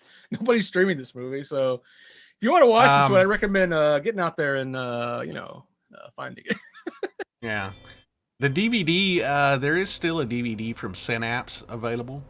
And this one is in the original Portuguese with English subtitles. It's like $28. So I guess that's your best option right now. Right, Charles? Yeah, I think even Synapse has this. Yeah, that went out. It's like you can go on the Synapse site. I think it's like $15 on the Synapse site right now. If you want to get it. That's the way to do it then. I wish there was a better copy. I mean, I'm not in this. There's movies that really DVD's not going to do it for. I'd like to see a Blu-ray of this. You know, it's be fun to see, but it's what it is. What it is. Right. What do we got next? And you're not going to be able to stream it anywhere either, so you're screwed. Ever. Yeah, it's never streaming anywhere. Not even Tubi could get this one, guys. You know we're screwed if Tubi can't get it. That's right. So I'm next, right? You are the next person who does the thing with the films. All right. So the next one, two women kill samurais and sell their belongings for a living. While one of them is having an affair with their neighbor, the other woman meets a mysterious samurai wearing a bizarre mask. First released in Japan, November 21st, 1964. This is the Japanese psychological horror film Onababa, written and directed by Kanito Shindo. We have two, then this is the first of two classic Japanese horror films. Onababa is the first one. We have a trailer for that. I think I'm going to go ahead and roll that while we chat about Onibaba. Oh, am I pronouncing that right? Again with Onababa. The pronunciation. You're right. This is an absolutely fantastic film. That's the only way to really say this. Yes. This is very gritty, but this is very, very visually amazing. There's such good use of textures and black and white scenes in this. It's so great. Look at this. I mean, it's gorgeous. It's gorgeous, and it's actually a pretty horrifying movie. You know, lots of cruelty. It kind of portrays feudal Japan and how evil some of the stuff was on them. And man, this is just a lot going on. This is just super weird. It's just by the way to describe it, super weird. I mean, and the imagery is amazing in this. Yeah, you know what? And it's one of those movies that's a scary movie, weird, but you can never put your finger on what's so scary about it. You know, besides some of this mass stuff, there's not a lot of scary moments in this movie at all. But you're in this movie and you're just attached to this film and how beautiful it is. But at the same time, it's all uneasy. There's lots of stuff about what's going on. You know.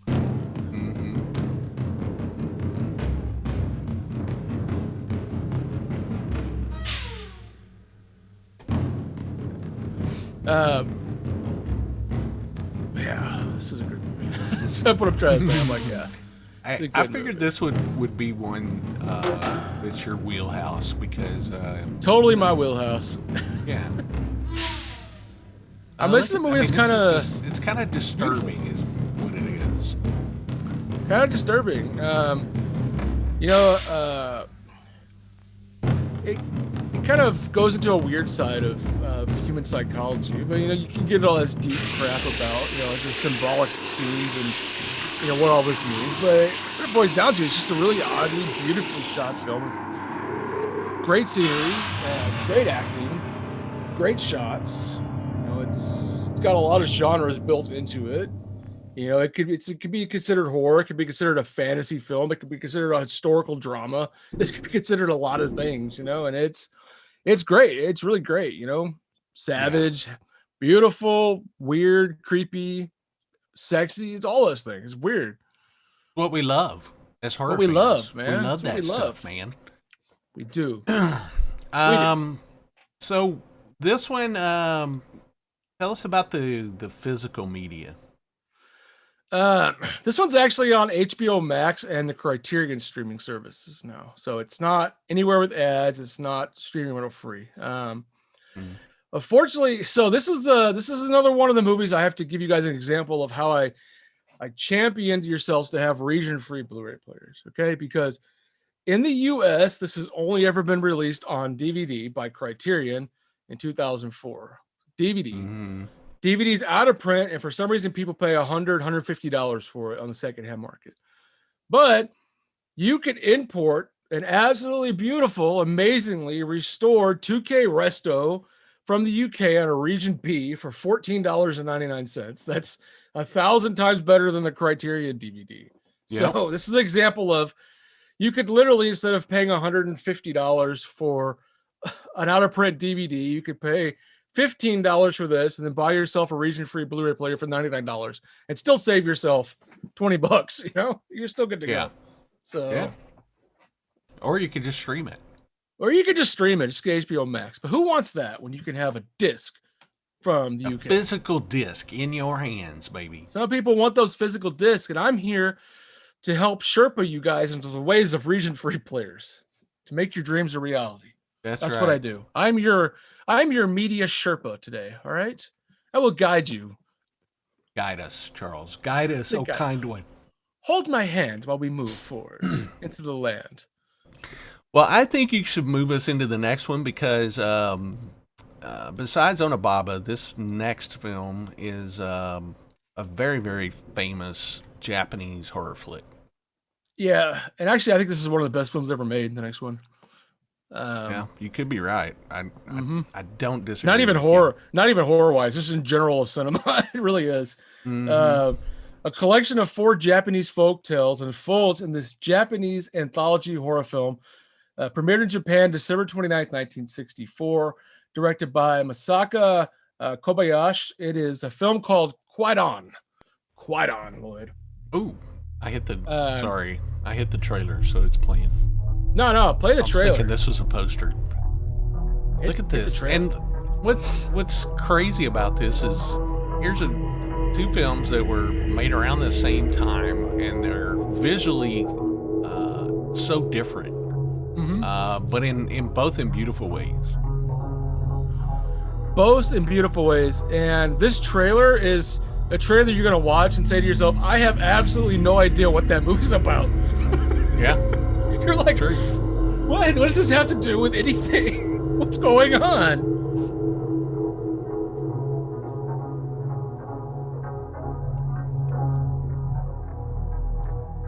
So, for anybody that doesn't know, Kwaidan literally translates to ghost stories. Ooh. That's what that means. I actually bought a book, Charles, not too long ago at like the name. It's one of those like half-price books. I think I paid $2 or $3 for it, but it's called Kwaidan, and it's got a lot of cool imagery and some ghost stories from Japan in it.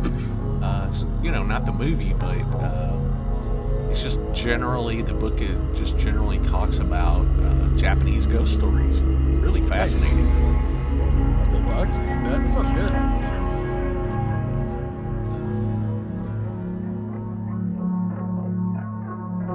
Look at this, man. It's so amazing. Pretty.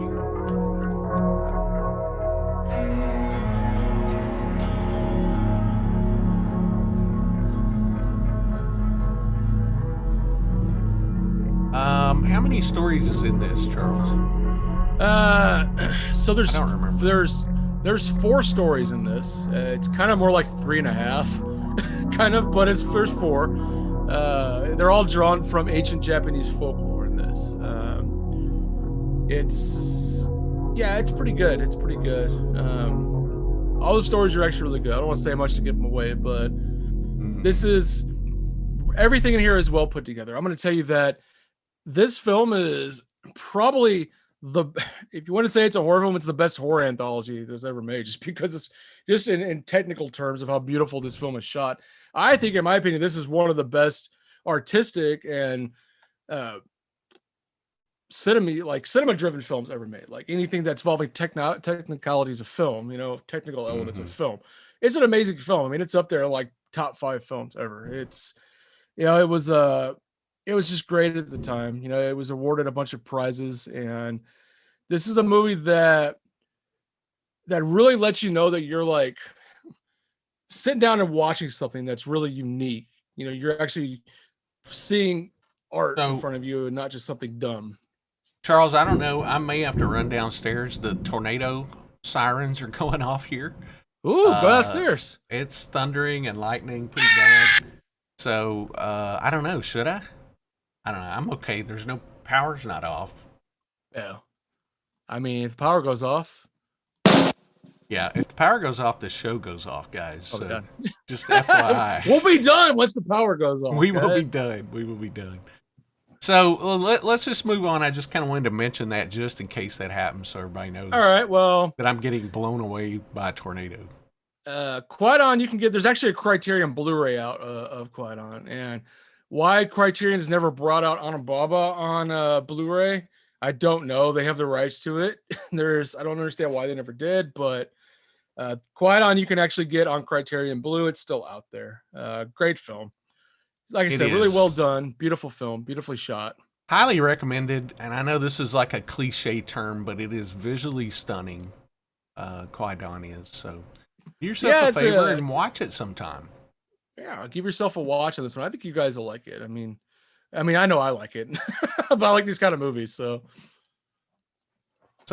I see there's some. Let's see. Debbie D says Grapevine Killer and South Lake are the bad areas. I am not right by them, but I'm not very far from that. Robert Kalowski says, pretty sure you'll know if you need to stop. Todd Lewis says, if the roof comes off, then you should worry, but until then, you're good. Yeah. Lots of comments. Travis Brown says, someone call Helen Hunt. Come on, Bill. We got to do it, Bill. Here's my favorite. Richard Nettleton says, we all know that a tornado siren means to get some liquor and a camera and head to the porch. Yeah, that's Texas.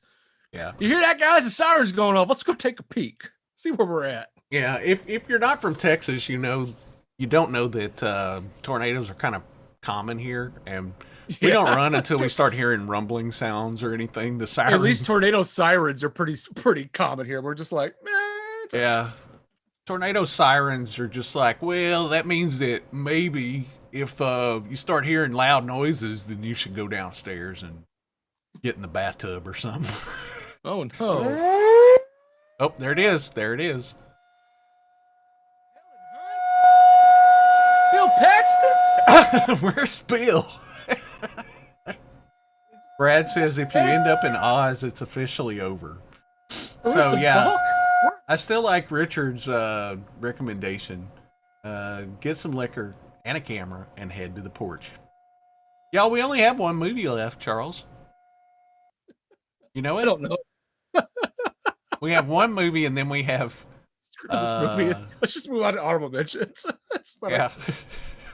No, this is all right. Let's do it. What do you got? This one's me. So, the next one: a woman is haunted by recurring nightmares, which seem to be instigated by her late husband, who supposedly was killed in a fire. First released in Los Angeles, December 30th, 1964. It's the American psychological horror thriller, The Nightwalker, directed by William Castle and starring Robert Taylor. Not familiar with this one, Charles. I know it's hard to believe, but this is a movie that I don't know anything about. You don't own this one either? It's not downstairs somewhere? I don't think I have Nightwalker. We got a trailer. Should I play that now? We can roll the trailer, but I'll say this is kind of a lesser known. Are about to relive their dreams. This is kind of a lesser known William Castle. They are not actors. It was written by Richard Block, the guy who wrote Psycho, who adapted Psycho to screen. Robert Block? Yeah, Robert Block.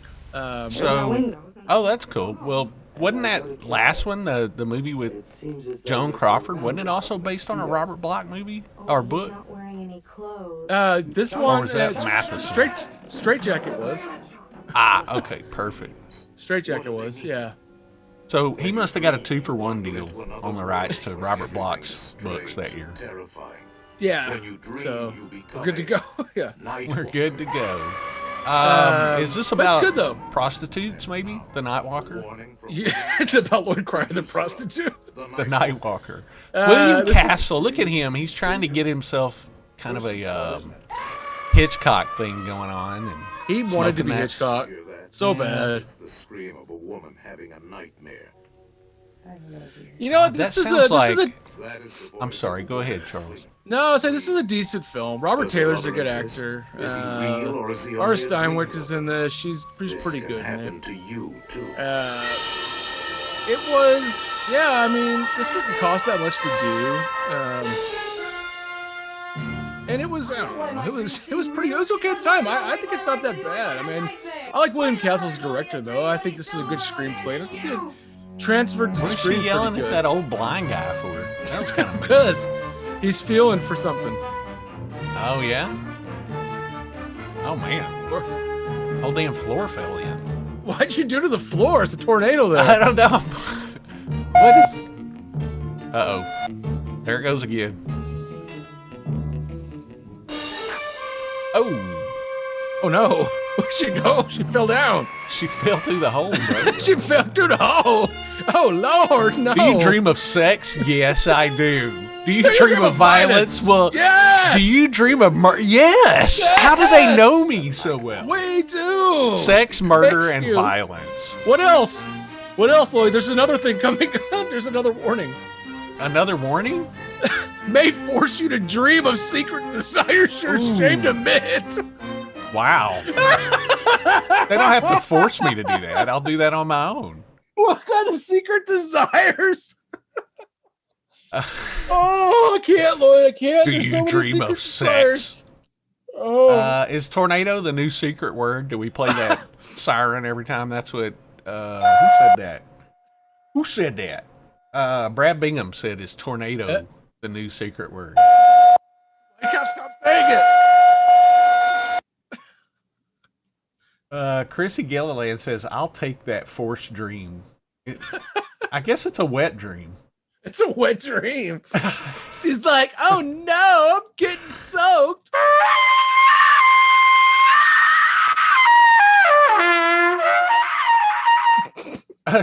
Todd Lewis says, "Do the film, give away a Blu-ray, then take cover." Okay.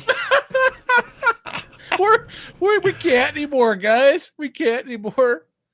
Oh, it's too hard. Let's watch that trailer again. Secret desires. Secret desires. Do you have any dream secret about desires? sex? Horror, That was violence, a little risque murder. for 1964. I should have really fixed that trailer to say stuff like, "Do you dream of corn cobs on a Saturday night? Do you dream of oatmeal? Do you dream of Wilford Brimley? Well, now I have a movie for you. Secret desires." Oh my goodness. Richard, Richard, I think you are a tornado. You're a little Texas tornado. That's what you are. Stop saying it. Richard Nettleton. My little Texas tornado. Sing it, Carry Lloyd. me away with you. Here, sing it. My little I'm going to do this like I'm recording. My little Texas tornado. Carry me away with you. All right, that's enough of that. The Nightwalker. It sucks. Don't watch this movie, guys. It's the worst William Castle movie ever made. I'm just kidding. I have no idea. Okay, Charles. You can't stream this anywhere. This is not streaming anywhere for any way, what's shape, or form, but it is on a Shout Factory Blu-ray. It's actually kind of fun thriller. I think it's pretty good. Give it a shout. Give it a watch. This is a couple that Shout Factory brought out that were hard to get before. So, Nightwalker.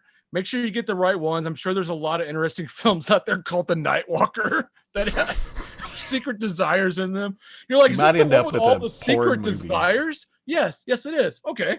Okay, that's what I'm looking for. Thank you. You put it in, you're like, this is a horrible movie, William Castle. They shouldn't put that there. Wait. Oh. Is that a penis? Is that a penis? A penis? Is that Wilford Brimley? God damn it, not again. Oh, not again. Let's see. I hope you like oatmeal, girl, because I'm bringing it to you. I got oatmeal and I got diabetes. That's right. Coming in.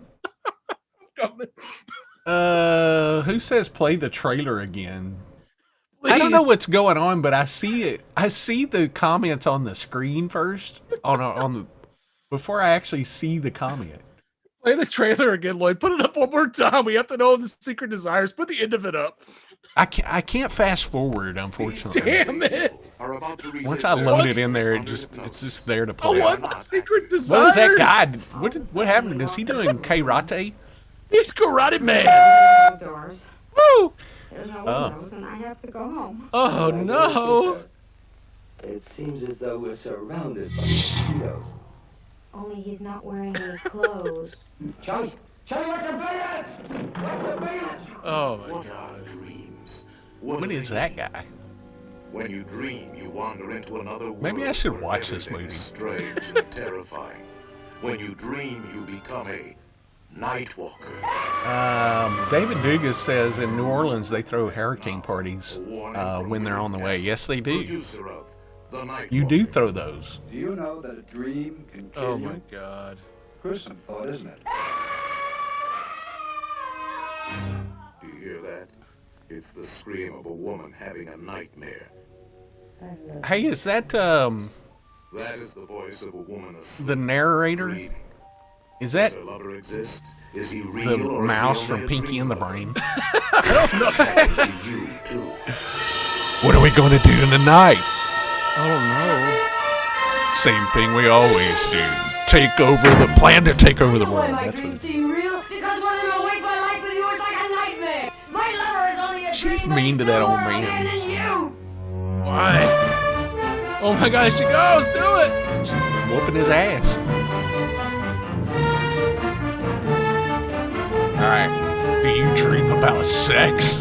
It's coming up, Charles. It's coming. It's happening.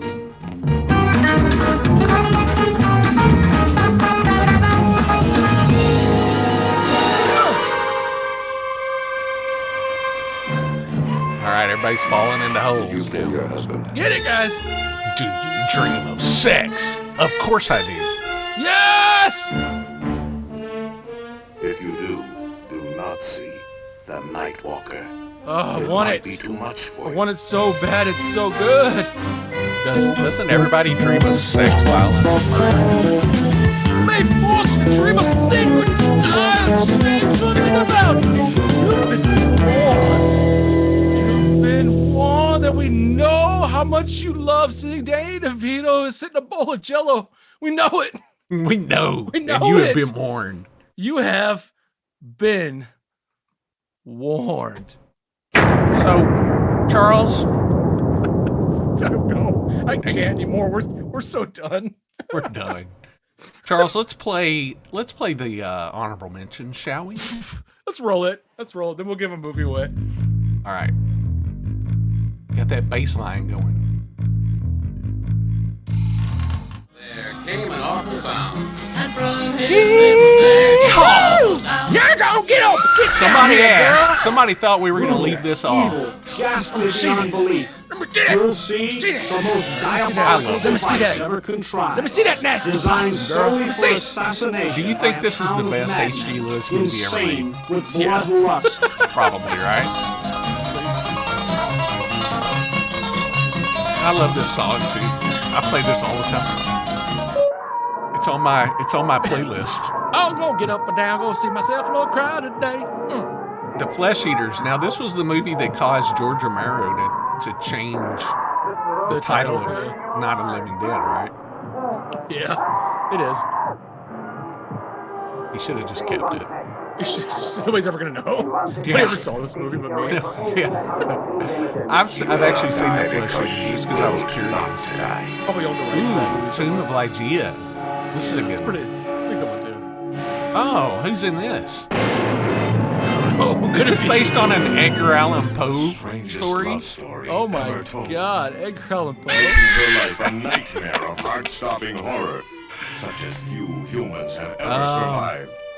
Story of a man who violates the forbidden frontiers of science Oh yeah. to arrive at a frightful but lucid madness. This is Chris and Lee. atrocious inhuman crime. Starring the unforgettable creator of Weird Dracula, Christopher Lee role, but he's really good in it. Christopher Lee, Yeah.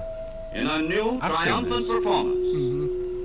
Breathtaking as New never and before. triumphant. The distant Oh, dead really? I'm Christopher Lee. subtle and monstrous. He's happy. Turn it off. Who are you? That way out of There's the enemy. guys screaming. That sounds like a Misfits song. I think it is. This is such a hokey movie that it's so great. Yeah. Uh-oh. Boom! Oh, he just ran over that fake robot. What's happening? The Black Torment. Never heard of this one. You ever seen a Black Torment? Uh-uh. That's actually a really good movie. It could have been on the main list. You're at a lot of movies this year. We did have a lot of movies.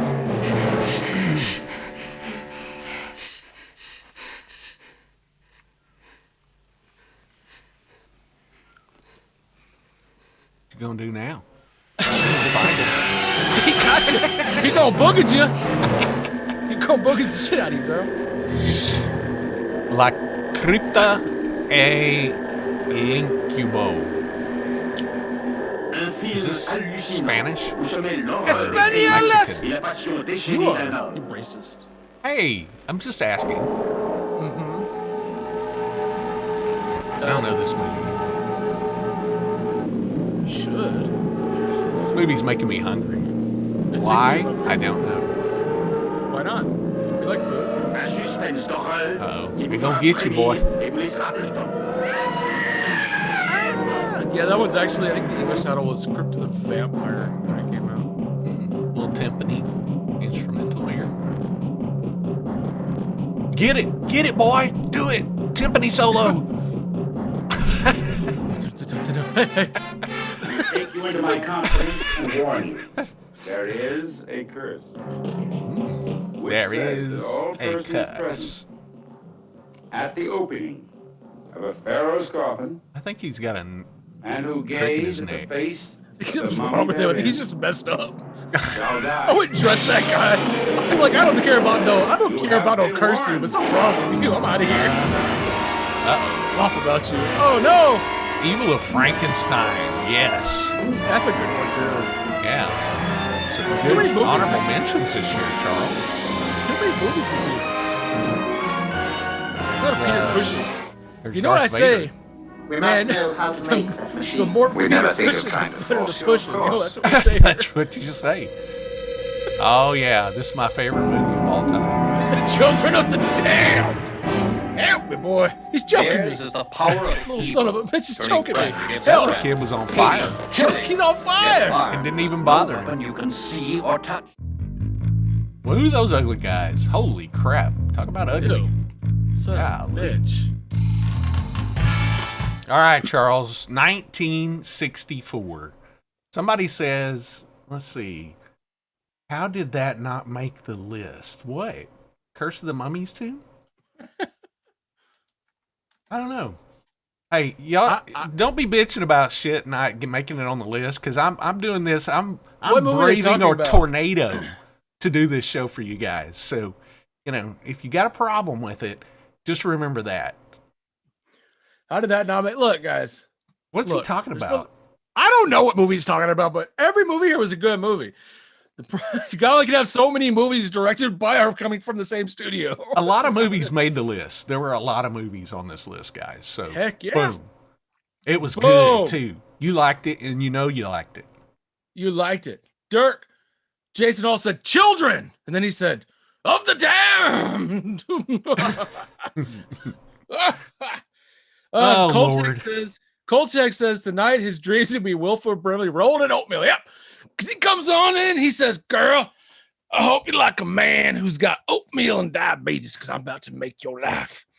I always dream about oatmeal and Wilford Brimley, wants- so it's he nothing wants some strange. I'm kind of tired of sugar that in that dream. oatmeal. I'm hoping wants for some sugar. a new dream. It's Wilford Brimley. And he's in a bath of oatmeal. And he's like, come in here for a second, Lloyd. Let me talk to you about my diabetes. I got you want- diabetes. You wash my back here while I'm in this oatmeal here. Now, make sure I don't get down my crack. All right? You gotta be careful. Todd Lewis, thank you, Todd. Todd says that was a good honorable mention. All the thanks goes to Charles for putting that together. They're always beautiful. No, I'm serious, Charles. Those videos you put together are fun. I love them. Yeah, I love you, Lloyd. You're man. Yeah, Allie, I'm not sure what Travis is talking about. We never know what Travis is talking about. He's That's why talking we about love blood Travis. pipes. Blood pipes and sausage, guys. Blood pipes and sausage. Ashley says now we know what Lloyd's secret shameful dream is. There's nothing shameful about it. I love shameful me about some Wilford Brimley. Wilford Brimley and oatmeal. And Yeah. I also love Liberty Medical. So there you go. It's odd because we share the exact same dream. Mine's exactly the same. It's not Except odd. that mine's kind of a weird mixture of that and the thing because he's covered in oatmeal, but he's out in the Antarctic, snow all around him That's and everything. right. He's like, "Hey, welcome. I'm But okay there's- now, Charles. You can let There's me nothing out." odd about it, Charles, because you know Nothing that odd we're about both it. brothers from another mother. We are. That's right. We are. So that is the end. We need to give away a prize, though. Who wants to win a prize? Yeah, who wants to win a prize? I'm going to give away a copy of that film we talked about earlier, Gorgon. The It's coming question to you. is, name all of the posters behind Charles's head. Now, Stephen go. Burt tipped In alphabetical order. $20. Go. Thank you. Whoa, This was Stephen fun. Burt just tipped us $20. Wow, thank you, Damn, Stephen. Stephen. Here, Thanks, let's Stephen. play that again. I want to play that again. Oh yeah. Stephen Burt. Making it hurt. Stephen Burt tipped $20. Thank you. This was fun. That was my dance move. Did you like Thank you, Stephen. I had a fun time too tonight. Yeah, it was a lot of fun tonight. All right. So let's think of a question here. Somebody tell me the how about the first person who could tell me the 1974 disaster movie that Charlton Heston did? How about that? Ooh, I think I know this one. Mm-hmm. So we want to know, what was the 1974 disaster film that Charlton Heston starred in? Natural disaster.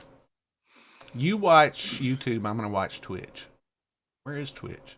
Oh, Brad Bingham got it. Earthquake. Yep. He was right. Ashley Guillory and Any Itty both said Inferno and Towering Inferno, which is not correct. But it was Earthquake.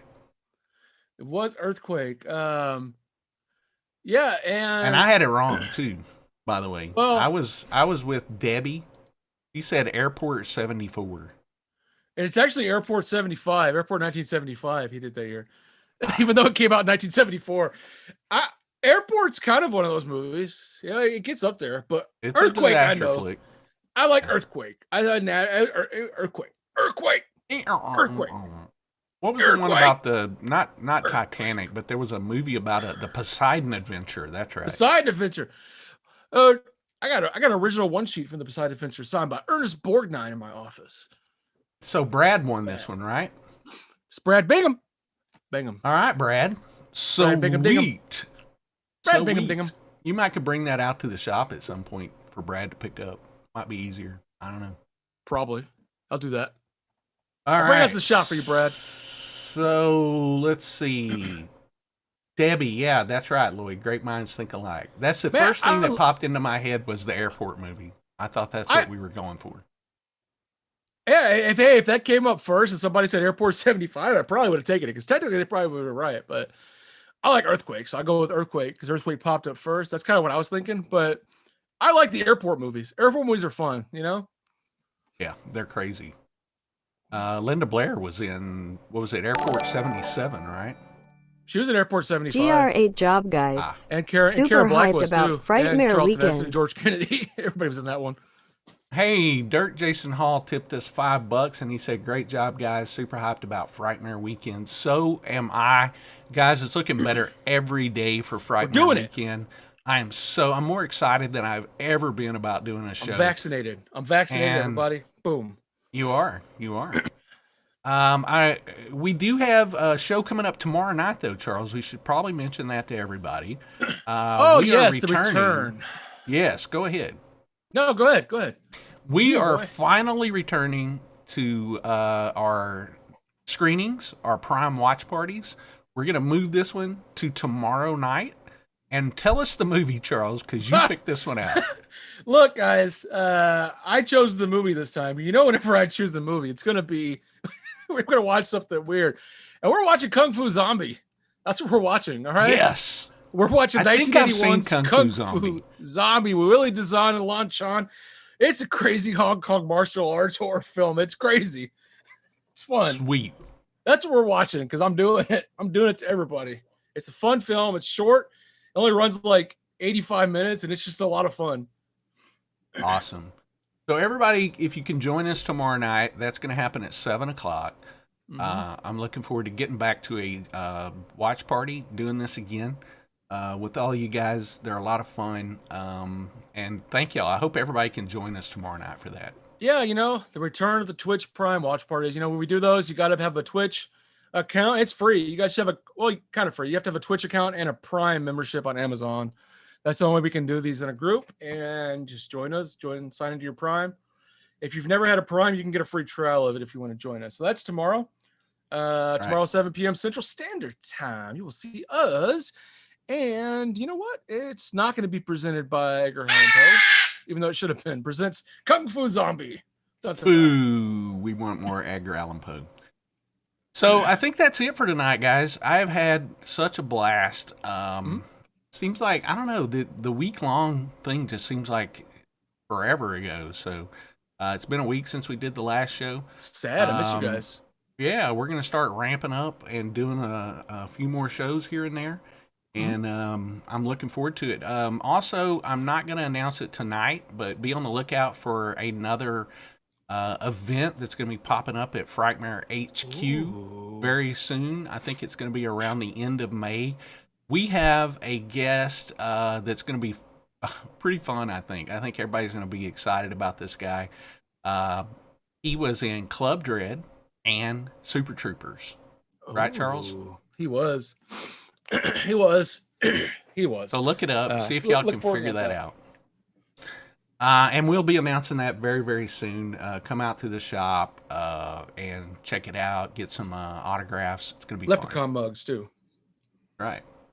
All right, guys. I think that is it. Charles, do you have anything else that you want to talk about before we sign out and say goodnight? Yeah, I think that's it. If everybody remembers, Saturday is the last day of this year's 2021 Frightmare HQ auction. So you can get those bids in between now and Saturday. There's some fun stuff on there. Other than that, yes, do that. Good. That's because going, that is benefiting Irving Cares. So, yeah, it's good. I mean, it's basically, 20% going to Irving Cares, but it's pretty much, all the profits from that stuff that's going to Irving Cares. So it's pretty much what's happening with that. So. Yes, it's good stuff. So, and to answer Todd, yes, this is a Frightmare collectibles store event that I'm talking about. This person is a member of the Broken Lizard Troop. It is not Jay Shandrasekar. It is not that person. It's because Lloyd couldn't pronounce his name, so he didn't want to talk to him.